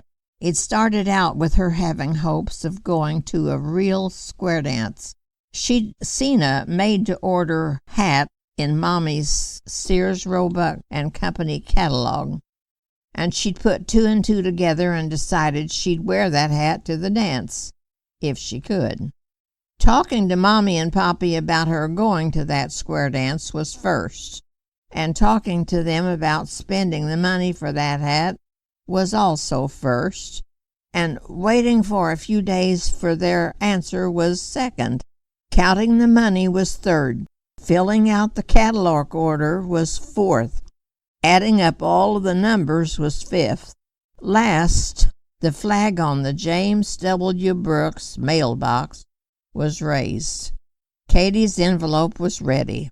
At about the time when the mail was supposed to run, Katy was down by the box, right there at that mailbox, watching for the mailman.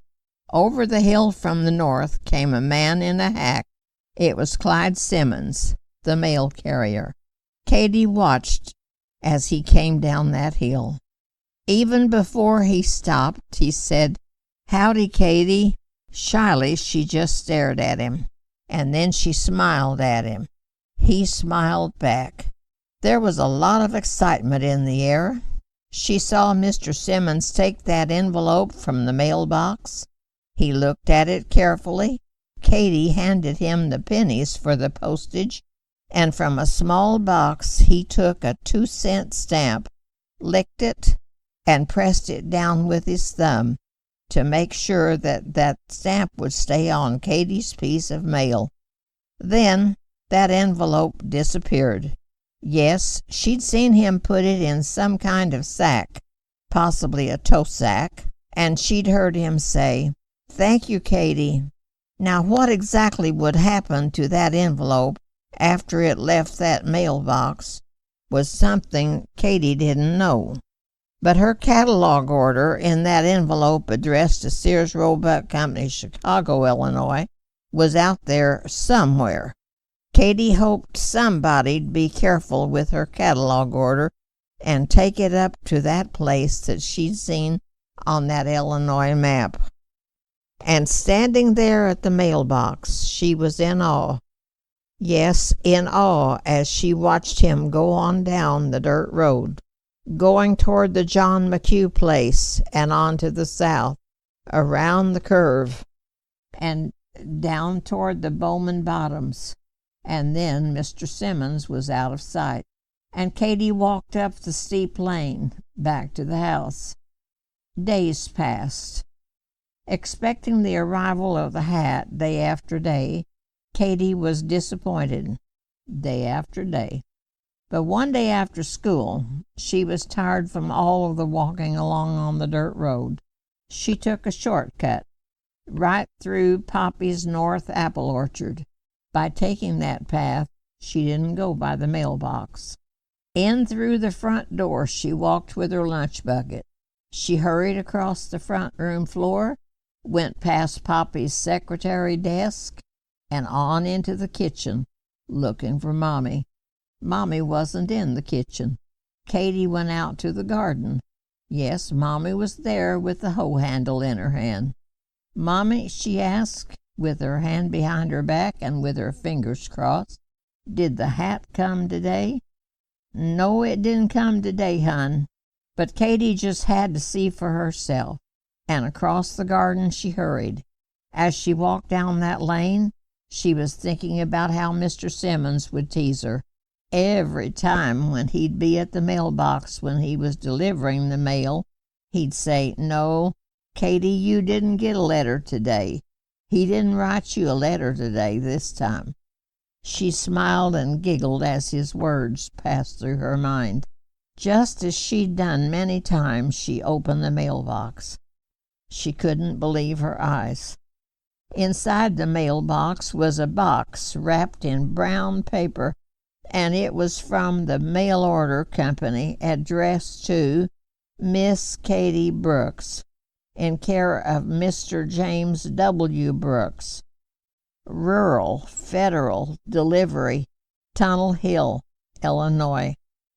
Up that steep lane she ran, lickety-split, holding that brown box as carefully as she would have held a pan of fresh eggs right out of the hen house.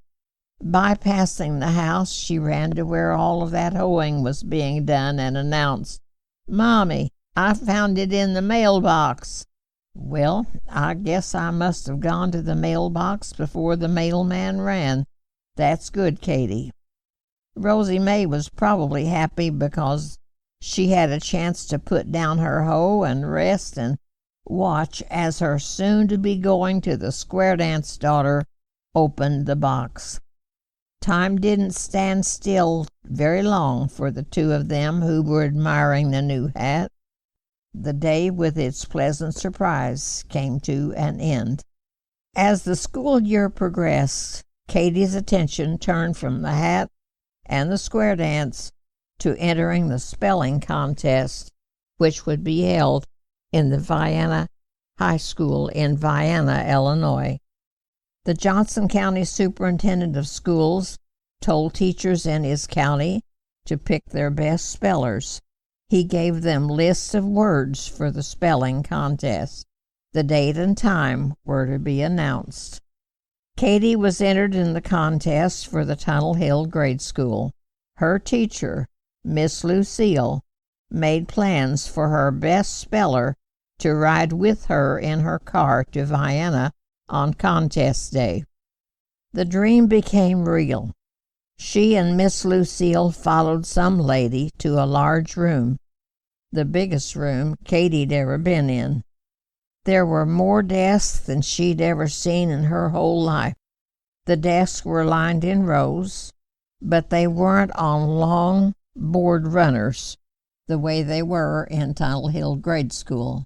Why, these high school desks could be scooted around, and strangely, her desktop had no inkwell, no long pencils, no long pencil holders, and no holes or scratches, and Katy saw just one small blackboard. That one blackboard seemed really odd to Katy. Some man stepped into the room and walked to the teacher's desk. He introduced himself as the Johnson County Superintendent of Schools. Katy listened to the rules as he explained them. He said, I will call out each spelling word. I will repeat that word slowly. You will legibly write the words on the sheets of paper which will be given to you. You will have no other papers on your desk during the contest. After I have pronounced a designated number of spelling words, I will stop. You will exchange papers and conscientiously grade the paper of a contestant sitting next to you. I will resume the contest, and you will write again. At the end of 45 minutes, I will dismiss you for a short recess. Talking during this spelling contest will not be permitted. Raise your hand if you must talk.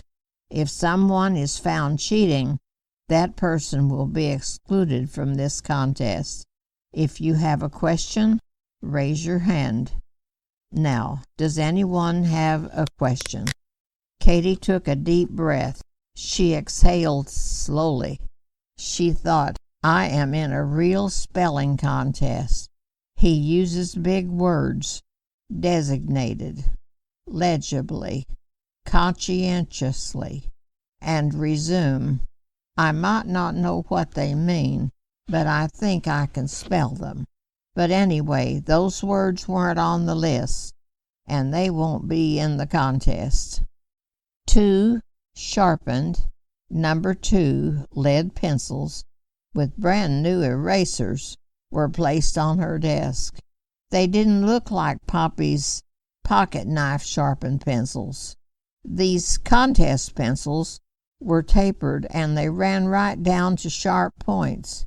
She looked at the sharp points for a long time and noticed they looked exactly the same. She thought, I guess this is the high school way to sharpen a pencil. Without making a sound, some lady laid 2 sheets of lined paper on her desk. Standing at the front of the room was the Johnson County Superintendent of Schools. He cleared his throat. Before we begin, were the words Katie heard. Write your full name at the top of one sheet of paper. And at the top of her sheet she wrote, Katie Catherine Brooks. The contest began. Word after word his voice traveled down the list. Katie wrote each word confidently. Then she heard him say, similar. Breathing stopped. Feeling somewhat panicky, she asked herself, did he really say similar? The superintendent cleared his throat and swallowed and repeated, similar. Katie breathed deeply and thought, he did say similar. And then she was wrestling with which vowel to leave out and which vowel to place in front of another vowel, and she had to make a decision and make it fast. She thought, similar. Is it spelled A-R or I-A-R? At that point, Katie was wishing she would have prepared more carefully. She wasn't the least bit surprised when she learned she misspelled similar. With determination, she vowed to study harder on more word lists, if Miss Lucille would pick her the following year. When the second year's contest was announced, Katie was in the 8th grade. Again, Miss Lucille entered the name of her best speller, Katie Catherine Brooks. Word lists were in Katie's hand in December. Her every spare minute was used for writing and spelling.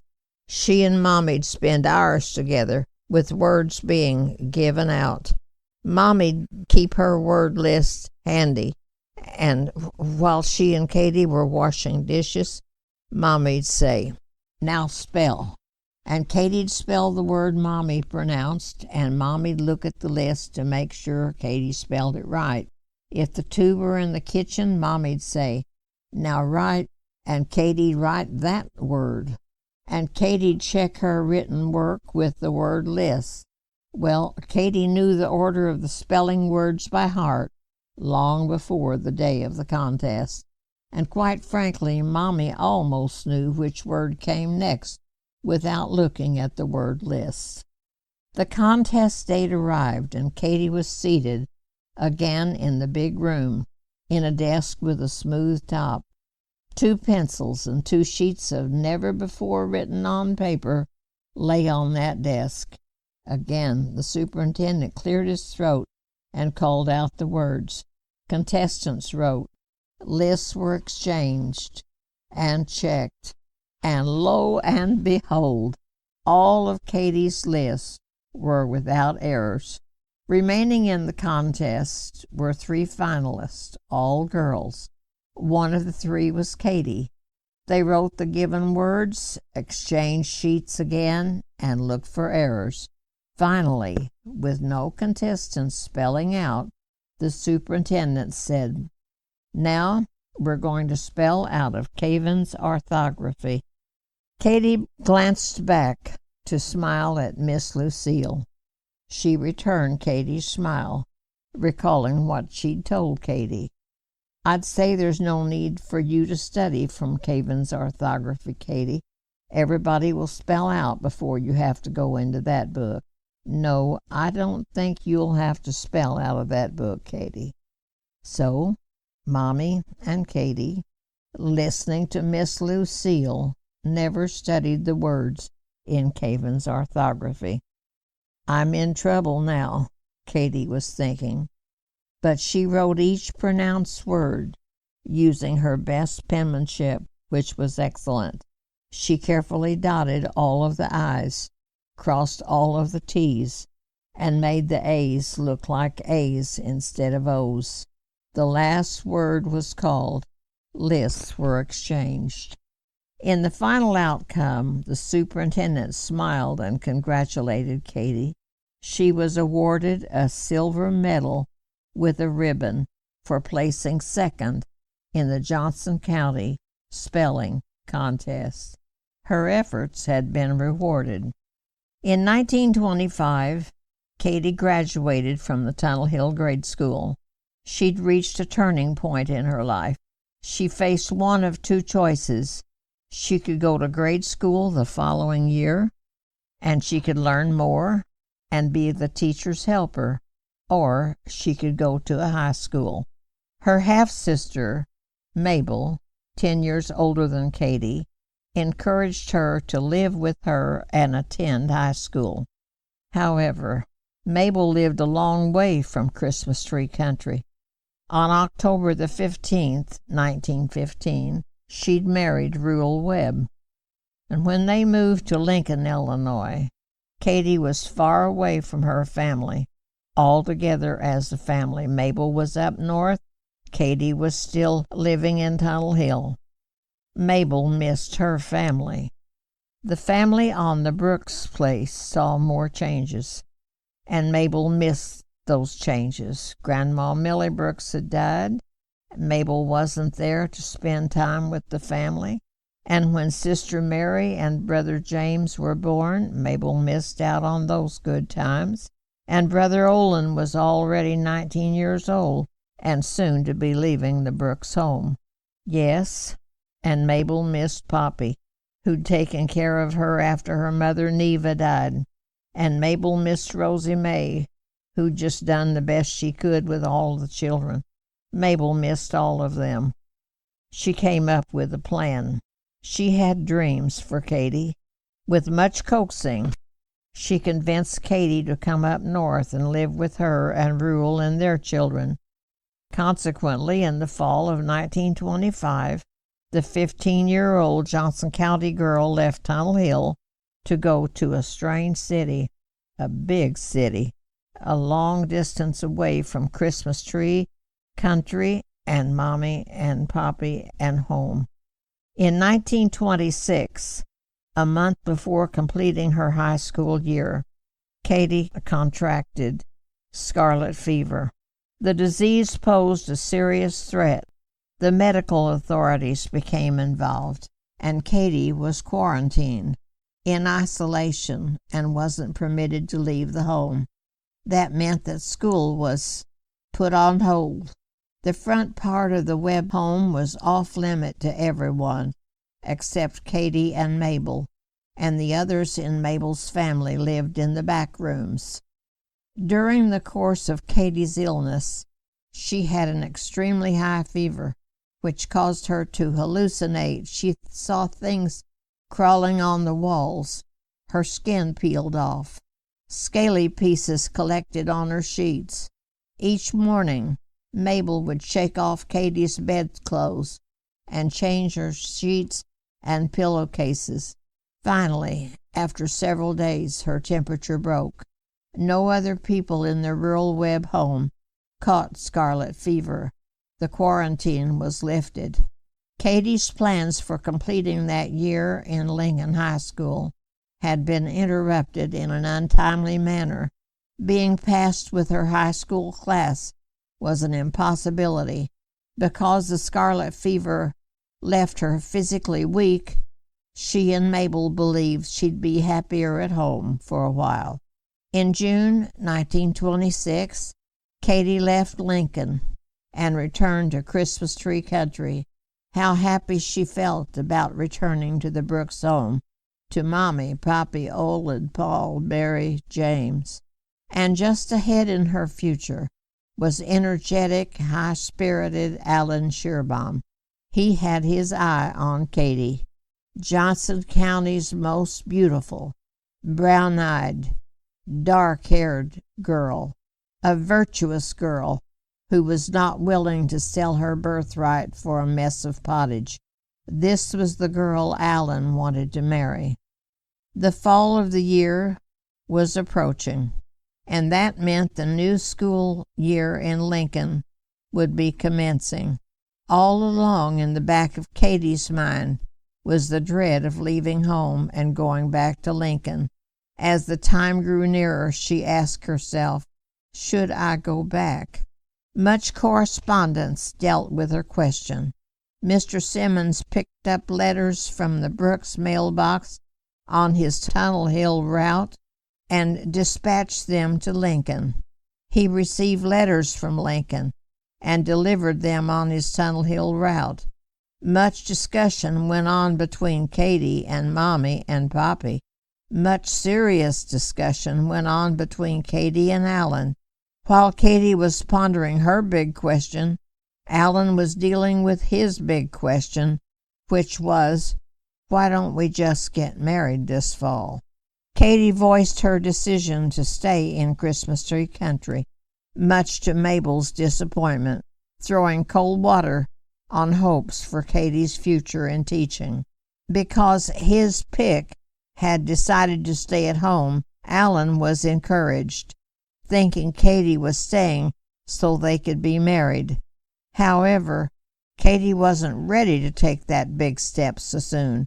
Alan, being an impatient man, had to learn to practice patience and wait for her to tell him when. In the meantime, Bay and Rosie May allowed Alan to walk with their daughter nearly every Friday night in the group of other young people who went to Religio in the little red church at the tunnel. That walk over the hills was a good long walk, and that was fine with Alan. And over time he became well acquainted with Bay and Rosie May and the rest of the Brookses, and that too was fine with Alan. Within a short time, a second decision was made by Katie, one that would definitely affect the rest of her life. She agreed to let Alan ask for Mommy and Poppy's permission for him to marry her, and that was fine with Alan, but he was somewhat nervous. Everything fell into place for Alan and Katie. When the Brookses and the Shearbaums were sure of the wishes of their son and daughter, the two families consented, allowing the plans for a wedding to go forward, and Alan and Katie continued with walking over the hills and going to Religio every Friday night. Another young couple, Beatrice Eskew and Raleigh Mullinax, walked to Religio on Friday night too.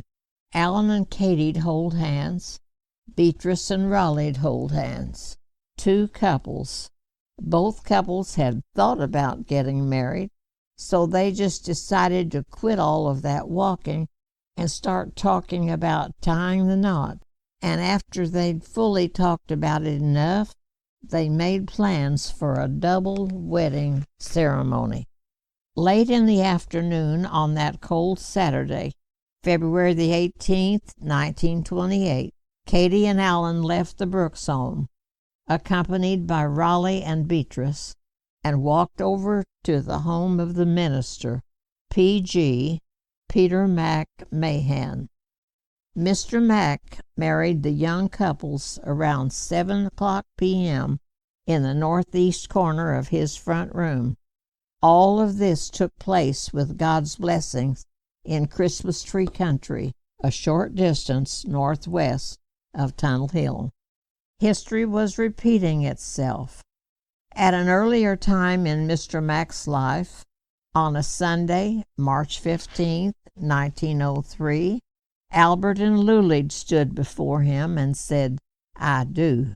And on Wednesday, November the 17th, 1909, Bay and Rosie Maid stood before him and said, "I do." Yes, Albert and Lulie, Bay and Rosie May, Alan and Katie, and Beatrice and Raleigh, two young people who were not of either the Schierbaum or Brooks families, heard Mr. Mack say the words, "What God hath joined together, let no man put asunder." After the wedding, Alan and Katie walked across the hills, going toward the west, back to the Brooks home to spend the night. Katie's half-brother Earl and his wife Lynn were also there visiting and spending the night. The following morning, Alan and Katie began their first day as a married couple, inexperienced, uncertain, and without 2 nickels to rub together, but that was unimportant. They were happy in knowing they were together in God's eyes. Providing for a roof over their heads was Alan's responsibility. Having no roof, he took Katie to the Carson place to live with his folks for a short while. There, Alan and Katie shared the home with Albert, Lulie, Bill, Frank, Dan, Robert, Mary, Minnie, and Roscoe. One day the newlyweds were walking along, holding hands, and going to, well, they might have been going down to John and Dellie's house on the old home place. Letting his feelings show, Alan said to Katie, "It's just like being in heaven, ain't it?" Katie never forgot those words. Shortly, he and Katie went to live with John and Dellie, long enough for Alan and the Schierbaum men to finish building the house on the Gene Kuntz place. He'd held Katie's hand, he'd married her, and he'd set his heart upon providing and building a new house for her. Wholeheartedly, these Christmas Tree Country folks looked upon a marriage as a time to celebrate. Albert and Lulie, along with the help of their children, planned a chivalry. Neighbors and kinfolk, about 200 in number, learned about the big event. The informal invitation was spread by word of mouth. "The Schierbaums are having a chivalry for Alan there on the Carson place. He married the Brooks girl." "That's right, he married Katie."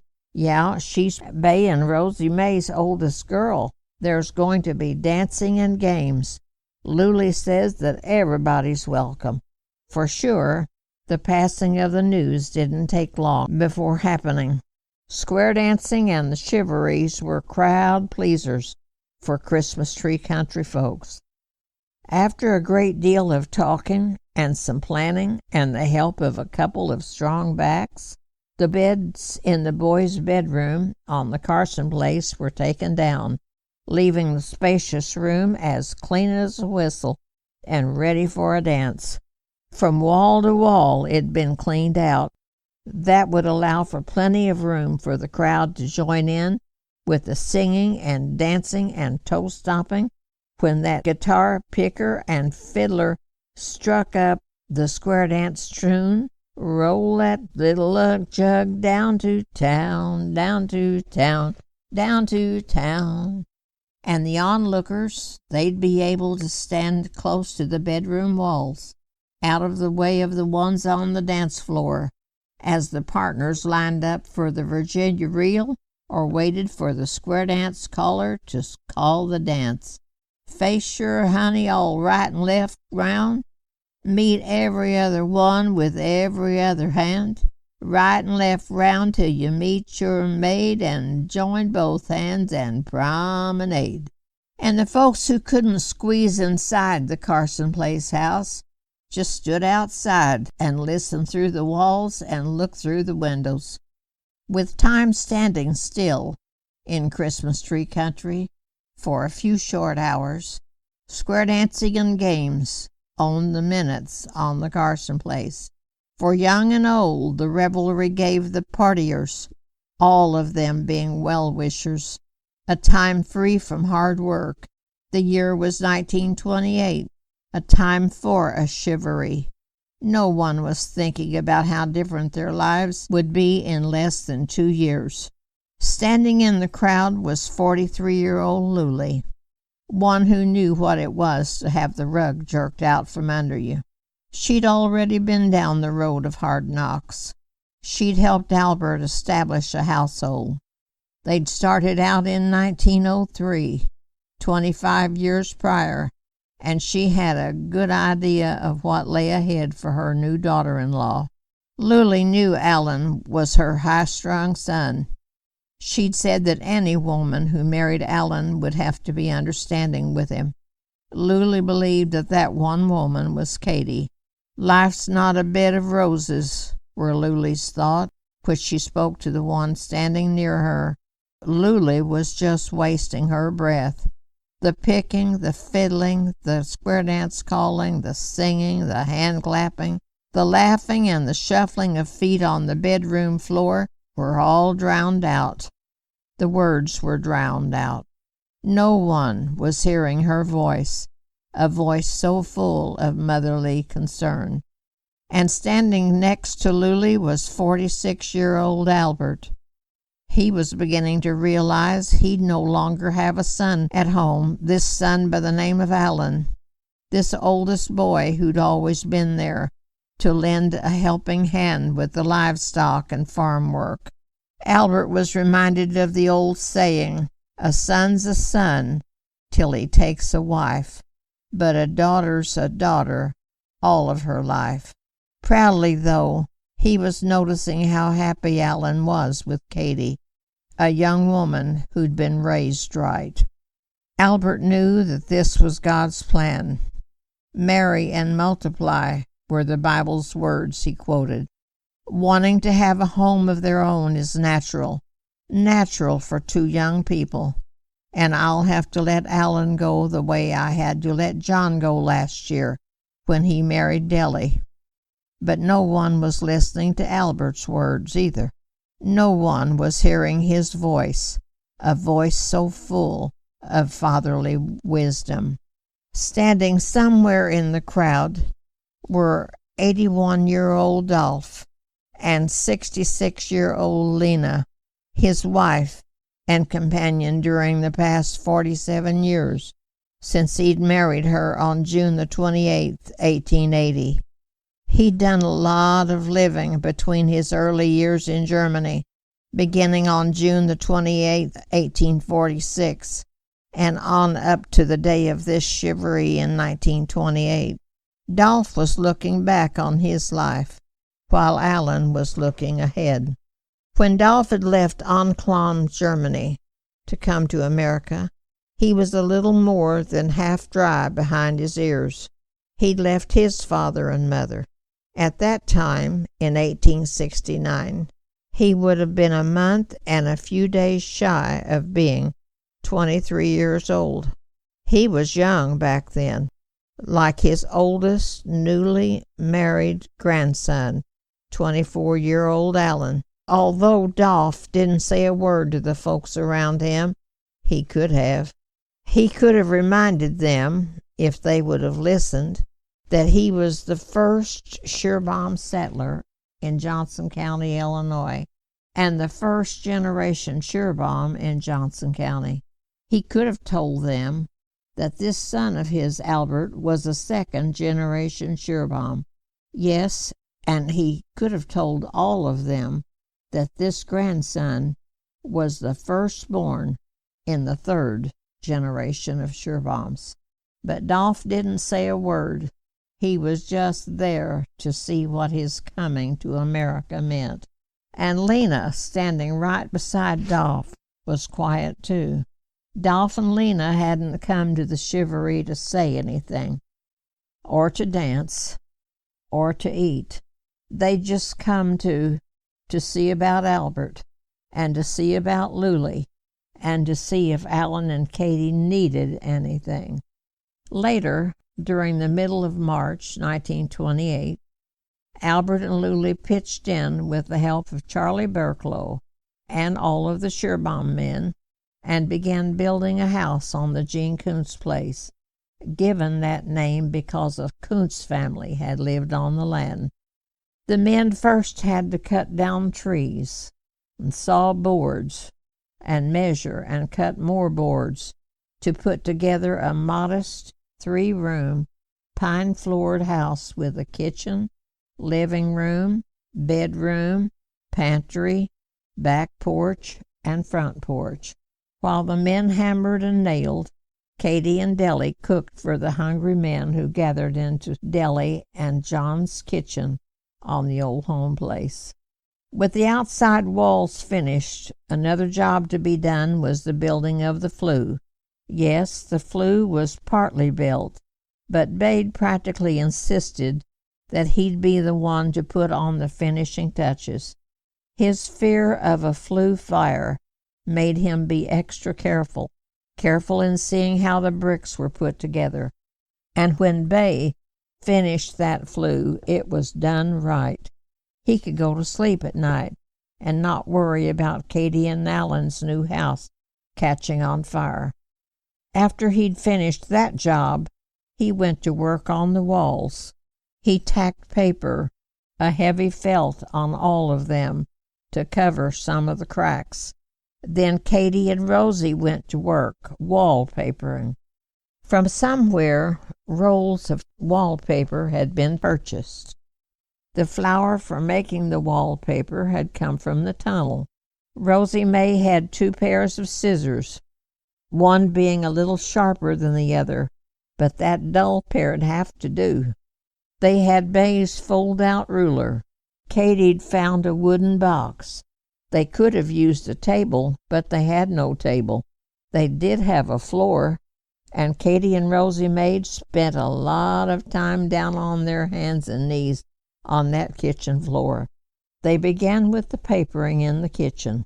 After all, that'd be the heart of the new home, they figured. Both Rosie May and Katie picked up scissors and started trimming away the outside, the white edges of that green and yellow checkered wallpaper. To Katie, the more she cut, the prettier it looked. After trimming several feet and winding up with curls of white strips on the bare floor, Katie picked up Poppy's fold-up ruler and started measuring the wall. 7.5 feet, she told Mommy. Before Rosie May could do any cutting, she had to ask Katie to let her use Bay's ruler. 2 pairs of scissors, 1 ruler. Now, Katie, we'll have to try to match up some of these checks, Rosie May said. But Katie, I've not ever seen very many walls that are ever matched up all the way. Down on that new kitchen floor, Rosie May and Katie were with 2 sheets, and one was a little bit longer than the other. Now we'll match 'em up, honey, if we can, Rosie May was saying. Rosie May'd done a lot of wallpapering. Mostly before, Katie'd watched her and mixed up the flour and water paste, and she'd dip that rag into that paste and spread it for Mommy. But now that she was married, Katie figured it was time for her to learn what Mommy already knew. So down on the floor Katie was, smearing that dripping paste rag over every inch of the wrong side of the wallpaper, and up on a wooden box she was, lining that paper against the ceiling and stretching her arms up high and trying to match those checks and watching out for bubbles and wrinkles. And Rosie May had the easy part of it all. Oh, yes. All she had to do was cut the right lengths and stand back and admire Katie's work and offer a few suggestions and answer Katie's questions. And Rosie May'd give her opinion when Katie'd ask, "Mommy, what do you think is wrong here? And why does this want to bubble up? And do you think I had you cut that piece too short? And do you think anybody'll ever notice this right here, the way it doesn't match up? And do you think we ought to splice it a little on this side? And do you think this wall is a little bit off? And do you think these checks on this piece are a little bit greener than these over here? And do you think we'll have enough rolls to wallpaper this whole kitchen?" In spite of all the questions and Rosie May's second-guessing, up the checkered wallpaper lengths went in a couple of days. And the border went up, too, really fast. Yes, and that border just set it off, and the folks said that it was one pretty kitchen and that it looked good. And they all agreed it would be warmer with the wallpaper on the walls. And after all of that hard work, Katie agreed with them. It did look good, matched or mismatched, and Rosie May said she couldn't have done a better job herself. The next room to be done was the front room, they figured, because folks always traipsed right through the front room on their way to see the wallpaper on the kitchen wall. As Katie measured, Rosie May cut the right lengths. Katie smeared on the wallpaper paste and climbed up and down on that wooden box. As they worked, they talked about oilcloth for the eating table, and where the eating table would look best, in the middle of the kitchen or against the wall in front of the window, and in which corner the bedstead should go. Katie would ask, "Mommy, what do you think?" And Rosie May'd say, "Well, Katie, that's up to you, hon. It's your house." And Katie'd said, "I want to get some of that pretty oilcloth, like what you've got now on your table." And Rosie May said, "Well, that is pretty oilcloth. I got it at the tunnel." Their conversations went on, and Rosie May saw Katie looking at the bare kitchen windows. "Katie, when you get ready to put up some curtains, I'll try to oil up my sewing machine. I can whip 'em up for you, honey, in no time. I've got some white rick-rack we could put on the kitchen valances, and oh, yes, Katie, and even on the panels, if you want that. Some light color of green and some pretty rick-rack. You just come over to the house and I'll catch a day when I'm not too busy." Well, that sounded good to Katie. She'd already started missing seeing Mommy every day, and she was missing Poppy a whole lot, and Mary and James, too.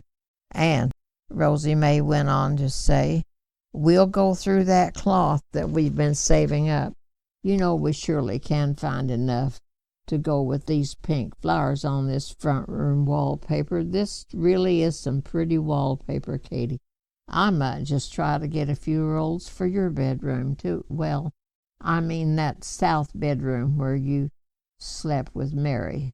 That south bedroom, you know."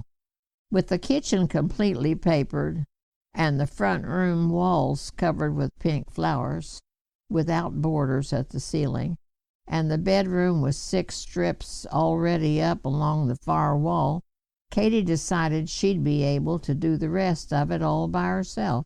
So Katie talked to Alan, and they decided to move from John and Ellie's.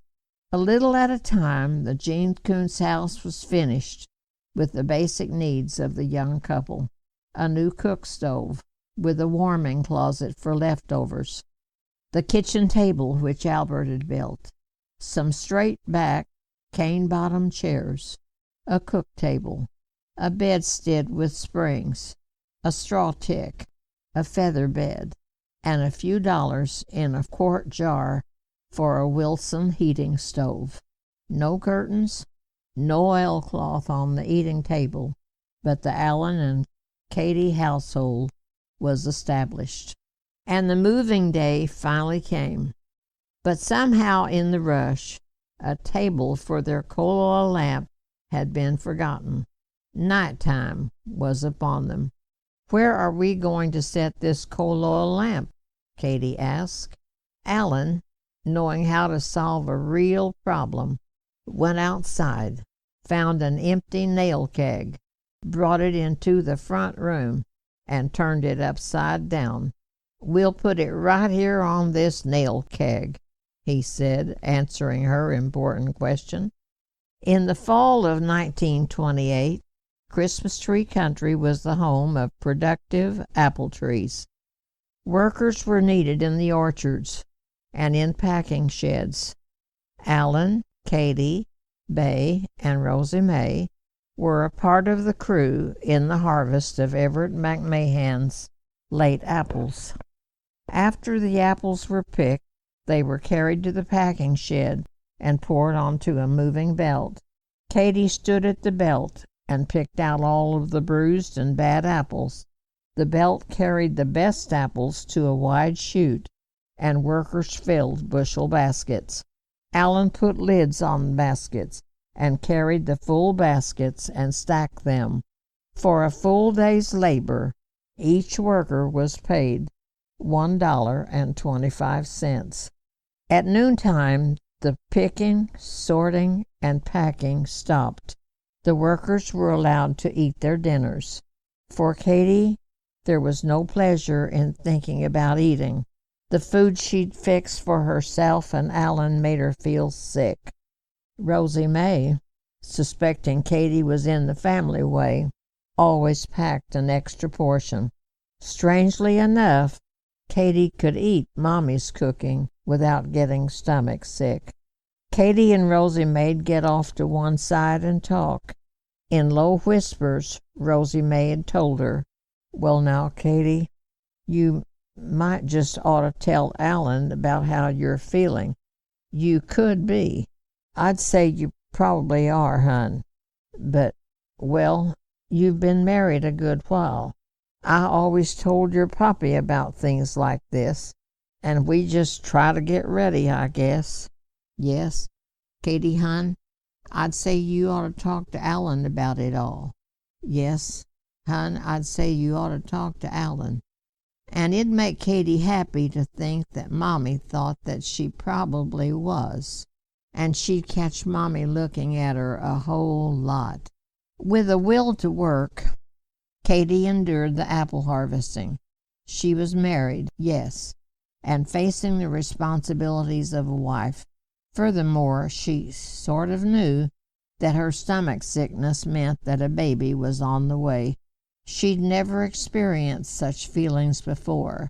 No, but she felt, well, joyful when she thought about being in the family way. She was thinking, maybe next year, maybe April or May, if it's the Lord's will. And pretty soon I'll have to talk to Allen about what I think will be happening to us. Shortly the apple trees were bare. The belt stopped rolling. Having the apple money in her hand, Katy bought a used Hoover kitchen cabinet, a new linoleum, and a hat for herself. She badly needed the cabinet. The baby could crawl on the rug, and perhaps every once in a while she'd find an occasion for wearing the hat. All of her pennies she spent wisely, knowing her purchases would have to last for a long, long time. Johnson County life. It was a struggle during the best of times. Looming on the horizon, unbeknownst to the common folks, was a crisis. They may not have known the meaning of a crisis, but one was churning. the devastator to come would reach far into Christmas tree country and into all parts of the United States.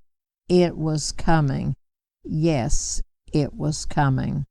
Katie and Alan had been married 17 months, and during that time, Kenneth Ray was born.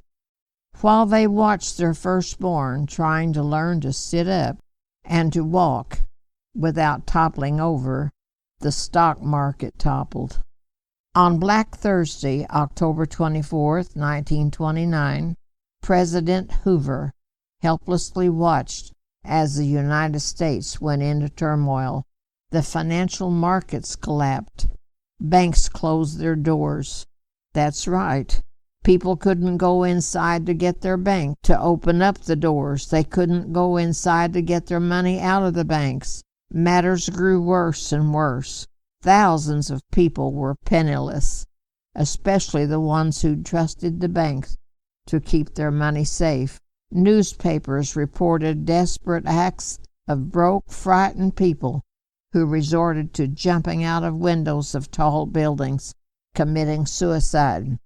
Like the branch water flowing down across the road, the economic woes, the troubles from somewhere way up in New York City reached Christmas tree country. The rural folks hadn't heard the news about the stock market crash until days after the city folks had heard, and quite frankly, many of the rural folks didn't fully understand what they'd heard when they did hear the news. Nevertheless, all of the people were affected eventually. The following years were hard. The folks started understanding the rumors about the Great Depression, and the realization of the suffering of the folks up in the cities finally reached the folks in Christmas tree country. And on a Thursday, January the 11th, 1934, at noon, the Great Depression dipped its cold fingers into the lives of the Schierbaums, 22 in all. No one person was spared. The early morning began. Yes, it began in the usual way there at Albert and Luly's house on the Carson place. The family woke early and went about the chores. After breakfast, the younger children, Minnie and Roscoe, went to the Webb School. On the Gene Kuntz place, the January day began early, and also on John's place, there on the old home place. Footsteps were taken fast. John was hurrying to get the outside work done. Inside, Deli was cooking and getting the two children, Mildred and Jimmy, ready. John and Deli had one thought on their minds. We've got to hurry. We've got to carry in a little more wood and get all of this milking done and slop these hogs and carry in water and get on down to Alan's place. Why? The Schierbaum men were ready for a hog killing on the Gene Kuntz place. The day was cold and just right. Katie and Deli were planning to cook dinner for all of the men. Yes, Katie and Deli'd take care of the children, 7 in all, and Katie'd rock and nurse 4-month-old Geraldine in between times. 2 of the Schierbaum men wouldn't be eating at Katie's table, and that would be Alan's father and Alan's brother. Albert, instead of helping with the hog killing, rode a horse to Vienna to take care of some business. Robert was the brother who was missing. Luly had said to Robert, "No, Robert, you need to stay here on the place today and cut some wood." So Robert did as he was told. He stayed at home and hitched the team to the wagon. Before he left the house, the last words Luly said were, "Be careful, Robert. That team might try to run off." On the Carson place, 15-year-old Mary was cooking a pot of hominy and busily preparing the noon meal for Luly, blind Grandma, and Robert. She was making ice cream for Robert, using an 8 to 10-inch tall baking powder can, her own ice cream mix, a bucket, and some ice. She put the not quite full can of mix down into the bucket, added the ice, and salted the ice. As the ice cream mix froze, Mary stirred, and she'd add more salt and more ice as needed. Within minutes, the baking powder can was full of Robert's favorite treat. At midday, he came in from the woods. He went to the mailbox and returned with a newspaper. He ate some of the ice cream and sat down at the kitchen table long enough to read the funny papers. He passed right on through the front room. There he saw his mother, Lulie, knitting. He said nothing to her as he handed her the paper. On his way out of the front room, he picked up a piece of writing paper. He went to the boys' back bedroom. As Lulie was reading the newspaper, she heard a sound. Thump. She assumed it was Robert taking off his overshoes. About 45 minutes later, Mary set the food on the table. She walked across the hall to the boy's bedroom to tell Robert it was time to eat. There she found him lying on the floor. Mary's screams resounded throughout the house. Lulie hurried to the bedroom. She witnessed the horrible sight. Robert had shot himself in the head. Being a mother to the end, Lulie touched his body, wanting desperately to be the controller of life, praying to see signs of life, and hoping to have her son respond to her touch. She realized the truth. She knew Robert was dead. Seeking help, Mary ran to the home of Jace Hunt, which was west of the Carson place. She then ran to John Royster's home, asking to use his telephone to call Vienna.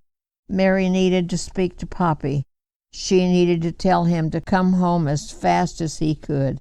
There on the Gene Kuntz place, the morning's hog killing was going along smoothly. The Scherbon men left their butchering to go inside for dinner. They just sat down to eat. Deli was pouring hot coffee into their cups. Unexpectedly, Louis Boner stepped into the north doorway of the house, stood there, and said, "Boys, they're calling for you. Robert's shot himself." "Robert's been playing around with that gun, and now he's hurt himself," one of the brothers said.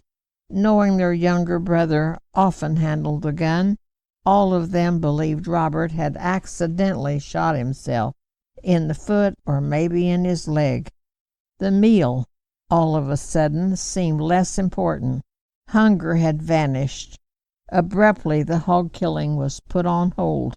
The Scherbon brothers rushed home to help Robert, thinking that one or two of them would probably have to jump on a horse and go for the doctor, and somebody would have to go to Vienna and get word to Poppy. However, the news Louis Boner delivered was worse than they could have imagined. Upon their arrival at home, they were shocked. There Robert was, lying in the back bedroom. A neighbor who was passing by the house didn't know what had happened, but later he said, "I was going by the Carson place, right by the house, just about that time, and I saw blind Grandma. She was standing outside on the north side of the house, and she was crying." In an effort to get some help, Lulie ran to the home of Charlie Buckerlow, who lived a short distance to the north of the Carson place. The running and the undescribable scenes before her eyes left her exhausted. Falling into the doorway of Charlie's home, she said, "Oh, Charlie, the awfulest things happened. Robert shot himself." Mary's phone call reached Vienna. The message from her to Poppy was short. She was crying when she told Poppy to come home fast. Albert's first thought was to jump on his horse and ride home as fast as possible. Lloyd Robinson offered to take him in his car. Albert had his doubts about a car being able to make it over the bad roads. Mr. Robinson assured Albert he wasn't afraid to put his car out on the roads, and accepting the kind offer of a faster ride, Albert simply turned his horse loose in Vienna. Albert along with Mr. Robinson, hurried back to the Carson place. But before going there, Albert stopped at the Webb School to pick up 13-year-old Minnie and 9-year-old Roscoe. Their teacher, Vernie Whitehead, later said that he realized when Albert came through the doorway of the schoolhouse that something was wrong. As Mr. Robinson's car came closer to the Carsons' place, Albert saw horses and wagons and automobiles that didn't belong to him and Lulie. Mr. Robinson stopped the car. Men clustered around Albert. Women gathered around Minnie and Roscoe. Conversations were muffled. Together, he and the children learned the horrible news. They heard what the people had to say about what happened at noon that day while they were away from home. Word spread fast throughout Christmas Tree Country.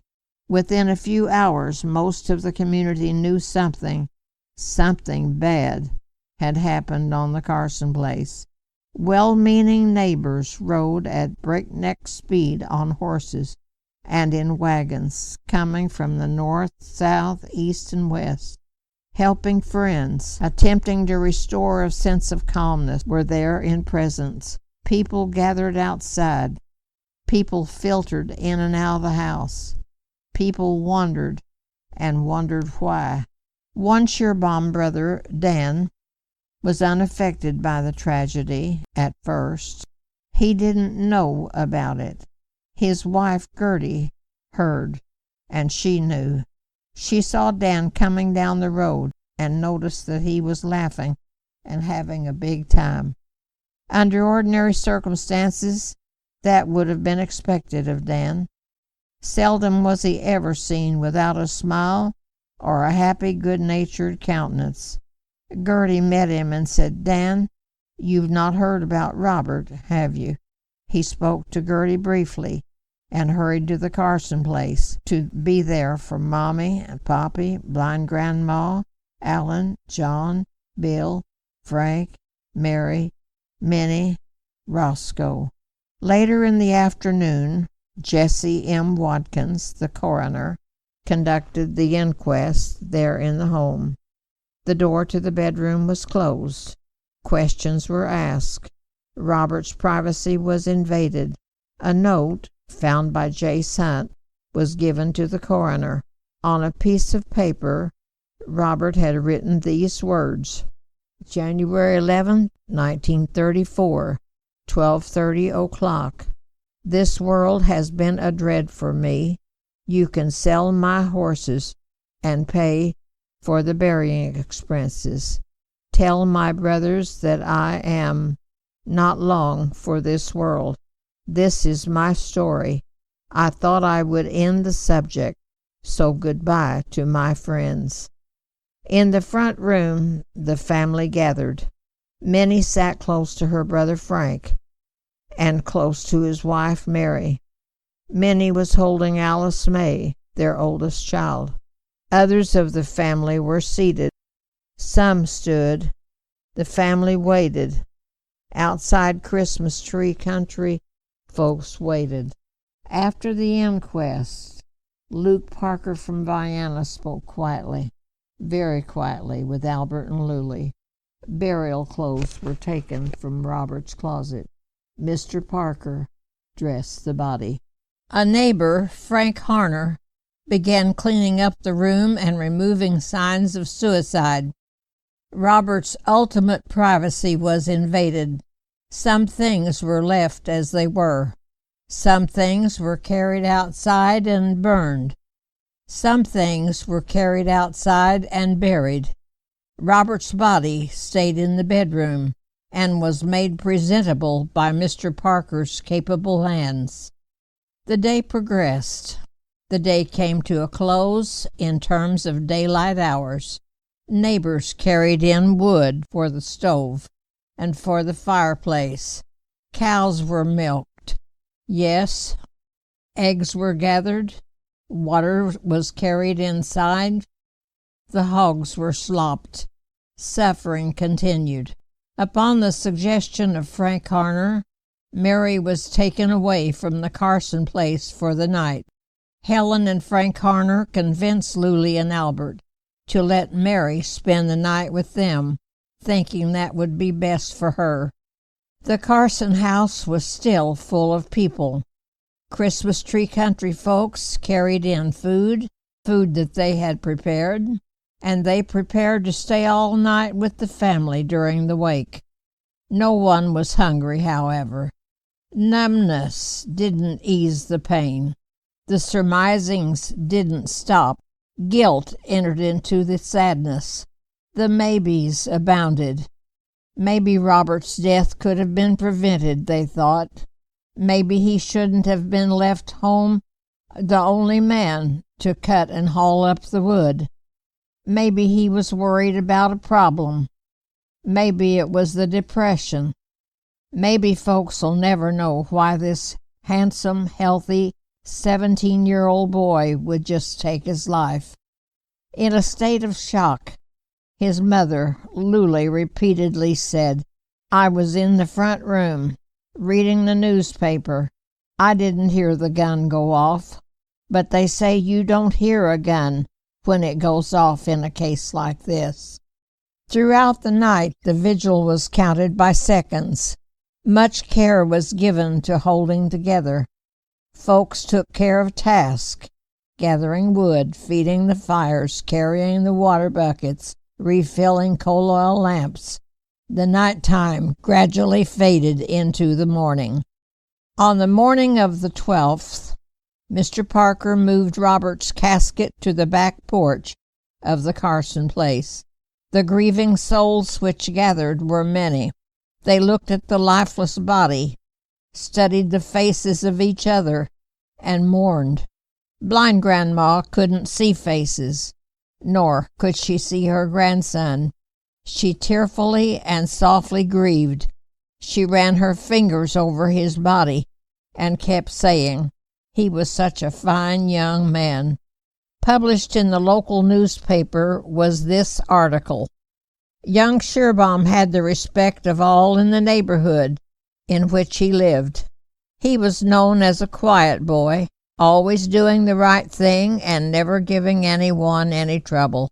He was the pride of his parents who loved him as only a father and mother can. No one could think of any particular reason why he should want to take his own life, and it was a severe shock to his family and friends. Interment was made in the Webb Cemetery to await the resurrection of the dead. May he rest in peace." The following obituary was read at the funeral. Robert Schierbaum, son of Mr. and Mrs. A.W. Schierbaum, was born February 7, 1916. Died January the 11th, 1934, age 17 years, 11 months, and 4 days. His untimely death brought much sorrow and sadness to the family and the community. Robert was a good, kind-hearted boy. He will be greatly missed by the family. It was such a sad affair. A crowd of young, middle-aged, and elderly heard the reading of the obituary.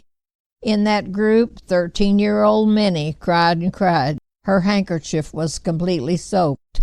She was just one of the many who cried. Probably some of the folks wished they could have died with him. After the funeral was over, the people filed by the casket. People helped people. They went to the Webb Cemetery. Robert's body was laid to rest. The folks had gone as far as they could go. And the sun set in the west on that day in 1934. And the sun rose in the east on the following day and passed over the graves of not one, but two of Albert and Lulie's children. The Great Depression was in its 5th year. The Schierbaum family was coping with death and the Depression. Lulie and Albert turned to each other and to the rest of their folks for comfort. Lulie said frequently, "The Bible says that the Lord won't put any more on us than we can stand. poor old Job had his troubles too. We've got to buck up against this. If we don't, well, we might just lose this place. We could all just starve to death." When Lulie spoke this time, her voice was heard. Albert listened. He was the oldest living Shierbaum man in the family. Poppy'd been gone almost 4 years. Yes, Dolph had passed away in 1930, and now this had happened with Robert. Albert needed Lulie's words of wisdom. He tried to hold himself together for the rest of the family, the 21 Shierbaums living in Johnson County. Acting upon her own advice, Lulie became stubbornly strong. She kept telling herself, "Robert's gone. He's gone, just like Philip." And if to end the subject, she went to her trunk, opened it, and put away Robert's cap. In her trunk were Philip's shoes and Robert's cap. Second in line as the oldest Shierbaum man was Allen. He too was determined to meet the situation head on and to take care of Katie, Kenneth Ray, Benny, and Geraldine. He had hungry mouths to feed there on the Gene Kuntz place. He had other folks depending upon him. He realized that, more than ever, that he was going to have to be strong. He would say, "I know what we went through with little Philip, and we'll make it. I know we can get through this. Somehow. The Bible says, 'Man that is born of woman, his days are few and full of trouble,' and we're used to trouble." In plain language, Allen spoke to his brothers, John, Frank, Bill, and Dan. He told them that they'd all have to watch out for the boys, meaning Roscoe, who'd be hitting that rough age in about 6 years, and Kenneth Ray, Benny, Jimmy, and Frankie Jr. When they'd get close to that age, Allen warned them, "Dr. Thornton says boys have a hard time growing up. It hits them when they get to be about 16 or 17 or 18, right around there, when they go from being a boy to a man." His brothers listened.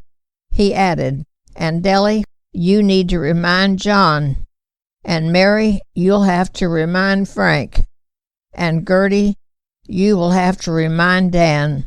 Bill, no, you and Dan don't have any boys yet, but you probably will." In the background, trying to stay out of the way and not be a bother, was the oldest and the weakest of the Shierbaums, 72-year-old blind grandma. She'd stayed quiet while all of the others gave their words of advice. No, blind grandma didn't try to give any words of advice. Her silence spoke for her. She'd lost little Philip. She'd lost Dolph. She'd lost Robert. She was tired of losing. Following the laws of nature, the month of January couldn't be stopped. The 20 remaining days of January passed. February began. February ended. March arrived. Spring took the place of winter. Cows calved. Pigs were born. Chicks hatched. The ground was broken. Buds formed. Trees leaved. Christmas trees stood strong. The Lord blessed his children and his hills and his land in Christmas tree country in the middle of the 5th year of the Great Depression. The Shierbaum families lived in spite of hard times. Somehow they managed. Yes, they managed because they worked together. They knew how to live on Webb sop and biscuits and help for each other and a hope for a better tomorrow. Even the cows did their part. They supplied milk to drink, milk for Webb sop, cream for delicious butter, and clabbered milk for cottage cheese.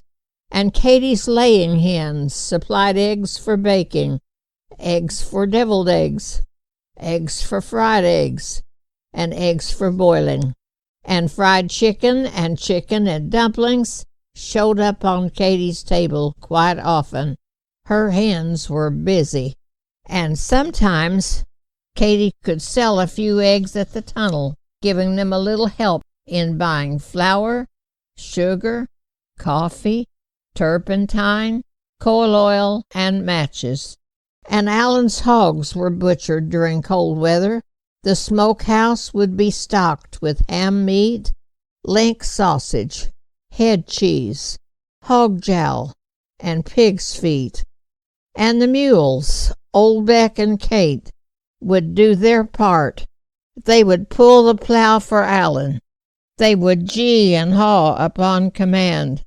Yes, Katie and Allen planted all kinds of vegetables, but they saved plenty of garden space for Irish potatoes and sweet potatoes.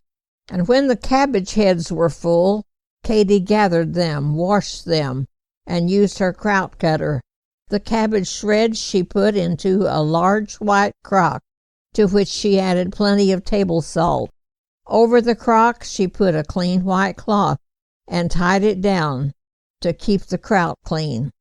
As needed, she dipped a clean spoon into the crock and took out the amount of kraut she needed, and she hoped her supply of kraut would last most of the winter and way up into the spring.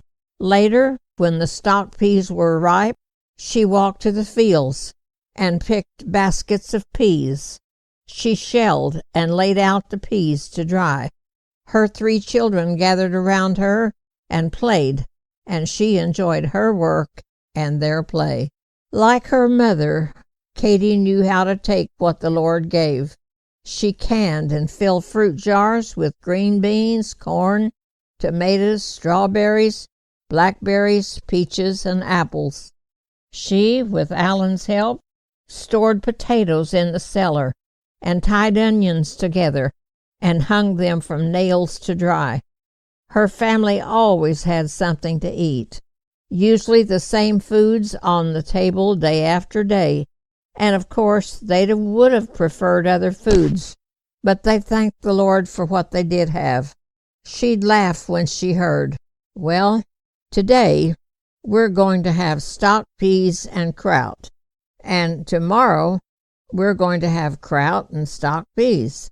Katie's brother Paul, 3 years younger than she, enjoyed teasing her about her depression food. He had a way of making her laugh. "Katie," he'd say, "I didn't know there were so many ways to fix dumplings." Not only Paul, but other folks too, enjoyed eating at Katie's table, and she'd often have the surprise of having someone come to eat without warning. "Why, Allen would invite the president to eat with us," she'd tell others and laugh. "It wouldn't matter to him if I had anything good to cook." But there was always something to cook, and Allen was proud. He'd tell boastfully that Katie was a fine cook, like all of the women in her ancestral Choate family. He would have been speaking of Katie's grandmother Choate. He'd say that Prudy Choate passed her cooking on down to her daughters, Rosie May, Flora, and Cora, and he'd tell Katie that Rosie May had passed her good cooking on down to her. Many times Allen, with Katie and the children, had eaten delicious meals in the Brooks home, with all of the gatherings of Rosie May's family: Aunt Florrie Choate, Uncle Jim Simmons, Aunt Corey Choate, Uncle Johnny Simmons, Uncle Garfield Choate, Uncle Charlie Choate. Allen enjoyed himself. Always upon visiting he was twice fed. He received both physical and spiritual food.